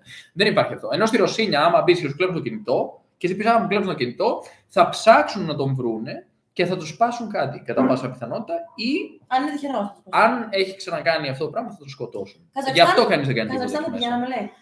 Ναι, γιατί όχι. Να χαρά το Καζακστάν. Μάλιστα, έψανα για δουλειά εκεί. Επεξεργαστή το σενάριο. Δίνουμε $5.000 για καθηγητές. Λοιπόν. Είμαστε 21 και 34. Ναι, είμαστε 10 χρόνια μαζί. Λαόνικος, θα σταματήσετε ποτέ να κάνετε YouTube? Ο Λαόνικος τρολάρει, λέει κάποιος. Δεν ξέρουμε, αλλά υποθέτω πως ναι, όταν πεθάνουμε σίγουρα. Πορτογαλικό TikTok ποιο είναι? Χάχα Νόματς Μπραζίλ. Χάχα Νόματς Μπραζίου προφέρεται, αλλά γράφεται Μπραζίλ. Και έχουμε και το ισπανικό. Χάχα Νόματς Εσπανιόλ. Χάχα Νόματς Εσπανιόλ ή Εσπανόλ. Και αυτό είναι Facebook, YouTube, TikTok και Instagram. Και υπάρχει και το. Και το Χάχα Νόματς Φρανσές. Χάχα Νόματς Φρανσές. Με αλφαγιώτες το S. Και επίσης έχουμε το Χάχα Νόματς English. Χάχα Νόματς English. Yeah, that's the one. Οι χώρες στη Λατινική Αμερική έχουν υποδομές στην Ελλάδα ή καλύτερες? Αλέξανδρε, στο YouTube. Είναι καλύτερες. Ναι, η σύντομη απάντηση είναι ότι είναι καλύτερες. Στην Ελλάδα υπάρχει μια συμπίεση στο κέντρο. Δηλαδή, πολλοί άνθρωποι βάζουν 700 με 1.000 ευρώ. Πολλοί άνθρωποι μένουν σε μια πολυκατοικία, σε ένα διαμέρισμα σε μια πολυκατοικία. κλπ. Στη Βραζιλία έχεις φαβέλες με ανθρώπους οι οποίοι πληρώνουν 50 με 100 ευρώ ενοίκιο, ας πούμε, και είναι στα τούβλα τα σπίτια και χάλια, και ανθρώπους οι οποίοι μένουν σε κοντομίνιουμ όπου πληρώνουν 800 ευρώ, 500 ευρώ, 1000 ευρώ. Έχουν βίλες που κοστίζουν εκατομμύρια, κότερα, ελικόπτερα, πισίνα κλπ. Όπου οι υποδομές είναι πολύ καλύτερες. Άρα, σίγουρα υπάρχουν υποδομές οι οποίες είναι πολύ καλύτερες από την Ελλάδα. Άνθρωποι οι οποίοι κυκλοφορούν διαρκώς με ελικόπτερο. Σκέψου, εγώ ήμουν στην Ελλάδα σε κάποια φάση, ήταν να πάω Βραζιλία και είχε κολλήσει το θέμα λόγω COVID και δίδασκα μαθητές εκεί στη Βραζιλία. Και έκανα ένα μάθημα και διαδικτυακά εκεί στο μαθητές σχολείο και λέει: συγγνώμη κύριε, δεν έχω πολύ καλό σήμα γιατί είμαστε στο σκάφος. Δηλαδή, κυκλοφορούν με το σκάφος τους οι άνθρωποι, με τα κότερα, έχουν βιλάρες, έχουν πισίνα, πολύ κλασική. Η πισίνα είναι πολύ συνηθισμένη στη Βραζιλία. Δηλαδή, υπάρχει ένα τεράστιο ποσοστό του πληθυσμού που ζει σε κοντομίνιουμ με πισίνα. Κάτι που δεν συμβαίνει πολύ συχνά στην Ελλάδα, για παράδειγμα. Άρα, οι υποδομές υπάρχουν πολύ, πολύ καλές, εξαιρετικές, αλλά υπάρχουν ταυτόχρονα και πολύ χειρότερες υποδομές, γιατί υπάρχει μια τεράστια ψαλίδα. Εκεί που στην Ελλάδα είμαστε κάπως συμπιεσμένοι στο κέντρο, στη Βραζιλία γίνεται αυτό. Έτσι, οπότε... Εσείς λέτε πορτογαλικά τα ξέρατε ή τα μάθατε και μετά φύγατε Βραζιλία? Τα μάθαμε και μετά φύγαμε Βραζιλία. Τα μάθαμε το Μάρτιο του 2020 με Ιούνιο του 2020 και μετακομίσαμε στη Βραζιλία για 2 χρόνια τότε. Γιώργη Βαβουδάκη, δεν βλέπουμε κανένα μήνυμα στο TikTok. Δεν ξέρουμε καν πώς να μπούμε στα μηνύματα. Αν θέλει κάποιος να μας βοηθήσει. Όχι, μπορούμε. Είδε το μάτι μου λίγο, αλλά δεν έχουμε δει εδώ και 3 χρόνια. Άρα, πού να ξεκινήσω. Από την αρχή από το τέλος. Αν είναι πολύ σημαντικό και κάποιο είδους πολύ σοβαρό θέμα που θέλετε να απαντήσουμε, ρίξε μια ματιά, στείλε μας αν θέλεις ένα email στο hahanomads@gmail.com και θα χαρούμε να απαντήσουμε εκεί πέρα αν είναι κάτι. Λέει, μιλάτε σαν να έχετε πιει τα πάντα. Είμαι θυσμένη από τη ζωή. Ευχαριστούμε, Γιώργο. Μας βγήκε πολύ οικονομικά η ζωή. Λοιπόν, μου άρεσε πολύ το βίντεο που κάνετε με τον Χάλια Χυμό. Πολύ θετικός τρόπος σκέψης. Ευχαριστούμε πολύ. Εμένα μου φάνηκε πολύ χάλια αυτός ο χυμός, σίγουρα. Είναι χειρότερος. Εν τω μεταξύ, δεν εννοούσα ότι δεν μας μένουν οι καλές εμπειρίες. Εννοούσα ότι οι έντονες μας μένουν. Και δεν πρέπει να αποφεύγουμε τις κακές απλά για να αποφύγουμε τον πόνο. Γιατί μένουν στα νερά για εμείς. Αν δεν μας βλάπτουν, δηλαδή. Δεν λέω να πάμε να χτυπήσει ένα τρένο. Ναι, εγώ θυμάμαι όταν έσφασα το πόδι. Εντάξει, και οι καλές είναι. Ο Νίκος λέει: μπράβο, τώρα το θέσατε σωστά. Διαφέρει φαβέλα με φαβέλα. Ναι, έτσι είναι. Ποιο είναι το πιο νόστιμο φρούτο που έχουμε? Μάγκο. Το οποίο συναγωνίζεται πάρα πολύ έντονα η Κολομβία με τη Βραζιλία. Το μάγκο. Αλλά μπορώ να πω ότι στην Κολομβία προσωπικά έχω φάει πιο νόστιμο μάγκο. Δεν ξέρω για εσένα. Αλλά πολύ συχνά είναι αυτό ξινό. Εκεί. Έχει τα πάντα όλα. Λέει, Μασεϊό δεν πήγατε, όμως έχουμε πάει. Μασεϊό έχουμε πάει στο παρελθόν, Ντίνο. Έχουμε πάει και Μαραγκοζή. Έχουμε πάει στην Praia do Cunga, Praia do Francés κλπ. Τι πίνετε? Τι πίνουμε? Νερό, τσάι, καφέ, τα πάντα. Άγκουα τσικόκου τώρα σε μάθημα. Άγκουα τσικόκου, ναι. Ναι, τι άλλο αυτό. Ναι, οπότε πώς μάθαμε πορτογαλικά ήταν εύκολο εφόσον γνωρίζουμε ισπανικά. Τα στο YouTube. Να πούμε, εντωμεταξύ στο YouTube αυξάνεται. Τι συμβαίνει? Οι άνθρωποι του Facebook. Βλέπω ότι στο Facebook κοιμήθηκε λίγο κόσμος και έχει αρχίσει να μπαίνει κόσμος στο YouTube, μάλλον. Δεν ξέρω. Δεν ξέρω κλείσουμε τις φορές. Ναι, έλατε. Πρέπει να πάμε, θα πάμε. Ναι, είναι 9 η ώρα πάει, θα βγούμε. Πώς μάθαμε πορτογαλικά ήταν εύκολο εφόσον γνωρίζουμε ισπανικά. Να πούμε ότι μάθαμε πρώτα πορτογαλικά και μετά ισπανικά. Κάναμε 90 ώρες μαθημάτων πορτογαλικών εντατικά κατά τη διάρκεια του COVID, Μάρτιο με Ιούνιο του 2020, στην Αγγλία ήμασταν τότε. Και τα μάθαμε σχετικά γρήγορα με εντατικά μαθήματα, σειρές, μουσικές, παίζαμε μουσική, ακούγαμε μουσική κλπ. Τα μάθαμε. Πήγαμε Βραζιλία, ζήσαμε 2 χρόνια, τα βελτιώσαμε πολύ και εκεί. Και στη συνέχεια επιστρέψαμε στην Ελλάδα για το καλοκαίρι. Και εκεί κάναμε κάποια μαθήματα διαδικτυακά, ένα 20ωρο, με μια καθηγήτρια από το Μεντεγκίν. Και μετά πήγαμε Κολομβία, Περού κλπ. Και αρχίσαμε να εξελίσσουμε τα ισπανικά μας και τα βελτιώσαμε έτσι 2 χρόνια γυρνώντας στη Λατινική Αμερική. Έτσι μάθαμε και τα ισπανικά καλά. Είναι ο άνθρωπος πρώτος περίπου 50 φορές τι σημαίνει ΣΕΒΕ. ΣΕΒΕ, Comando Vermelho σημαίνει. Κόκκινο στρατός. Είναι μια εγκληματική οργάνωση που είναι πολύ δυνατή. Γιατί το έκανε τόσο πολλές φορές? Γιατί νομίζουν ότι δεν είδαμε το σχολείο και θα το δούμε μετά. Βασικά να σου πω κάτι, δεν έχουμε δει αρκετά. Αλλά νομίζω ότι πρέπει να το κλείσουμε βασικά. Ναι. Δεν γίνεται να απαντήσουμε σε όλους, αλλά θα κάνουμε ένα κατακόρυφο πριν κλείσουμε. Αλλά αυτή τη φορά θέλω να δείξω δύσκολο. Ναι. Να κάνω κάτι που δεν έχω ξανακάνει. Πάνω στην καρέκλα, ας πούμε, και να φύγω στον τοίχο. Τι λες, θα το καταφέρω? Θα τα καταφέρεις, μάλλον. Ωραία. Όλοι θα απαντήσουμε στα σχόλια. Εγώ κάνω κατακόρυφο πάνω στην καρέκλα. Πάνω στην καρέκλα. Ελπίζω να μην τσακιστώ. Τεράστιο ρίσκο. Γιατί το έχω ξανακάνει. Φαίνεσαι. Θα σε κάνουμε εδώ να φαίνεσαι λίγο καλύτερα. Ωραία. Λοιπόν, η Νίκη κάνει το αποχαιρετιστήριο κατά κόρυφη. Είναι πάνω! Ανέβηκα! Τα κατάφερε, Νάτι. Θέλω να σου κάνω την καρέκλα. Μάλλον όχι. Ελπίζω πως θα χάσει να το γυρίσουμε και λίγο προς τα πάνω, γιατί το YouTube είναι εδώ και δυσκολεύεται λίγο ο κόσμος να το δει. Ωραία, θα σας αποχαιρετήσουμε λοιπόν ανάποδα, έτσι από μια καρέκλα του. Δεν ήξερα ότι μπορώ να ανέβω στο εύκολα. Μπράβο μου. Μπράβο σου, συγχαρητήρια. Περιμένουμε και δωράκια εδώ στο YouTube, συγγνώμη, στο TikTok εννοώ, που στέλνει ο κόσμος εκεί δωράκια που μας έστειλαν και πολλά ήδη σήμερα. Εντυπωσιακό. Και σας χαιρετούμε λοιπόν, παιδιά. Γεια σας. Σας αποχαιρετούμε, παιδιά. Συγγνώμη σε όσους δεν μπορέσαμε να απαντήσουμε. Θα απαντήσουμε την επόμενη φορά. Γεια σας, καλό βράδυ. Καλή ξεκούραση. Τσάου.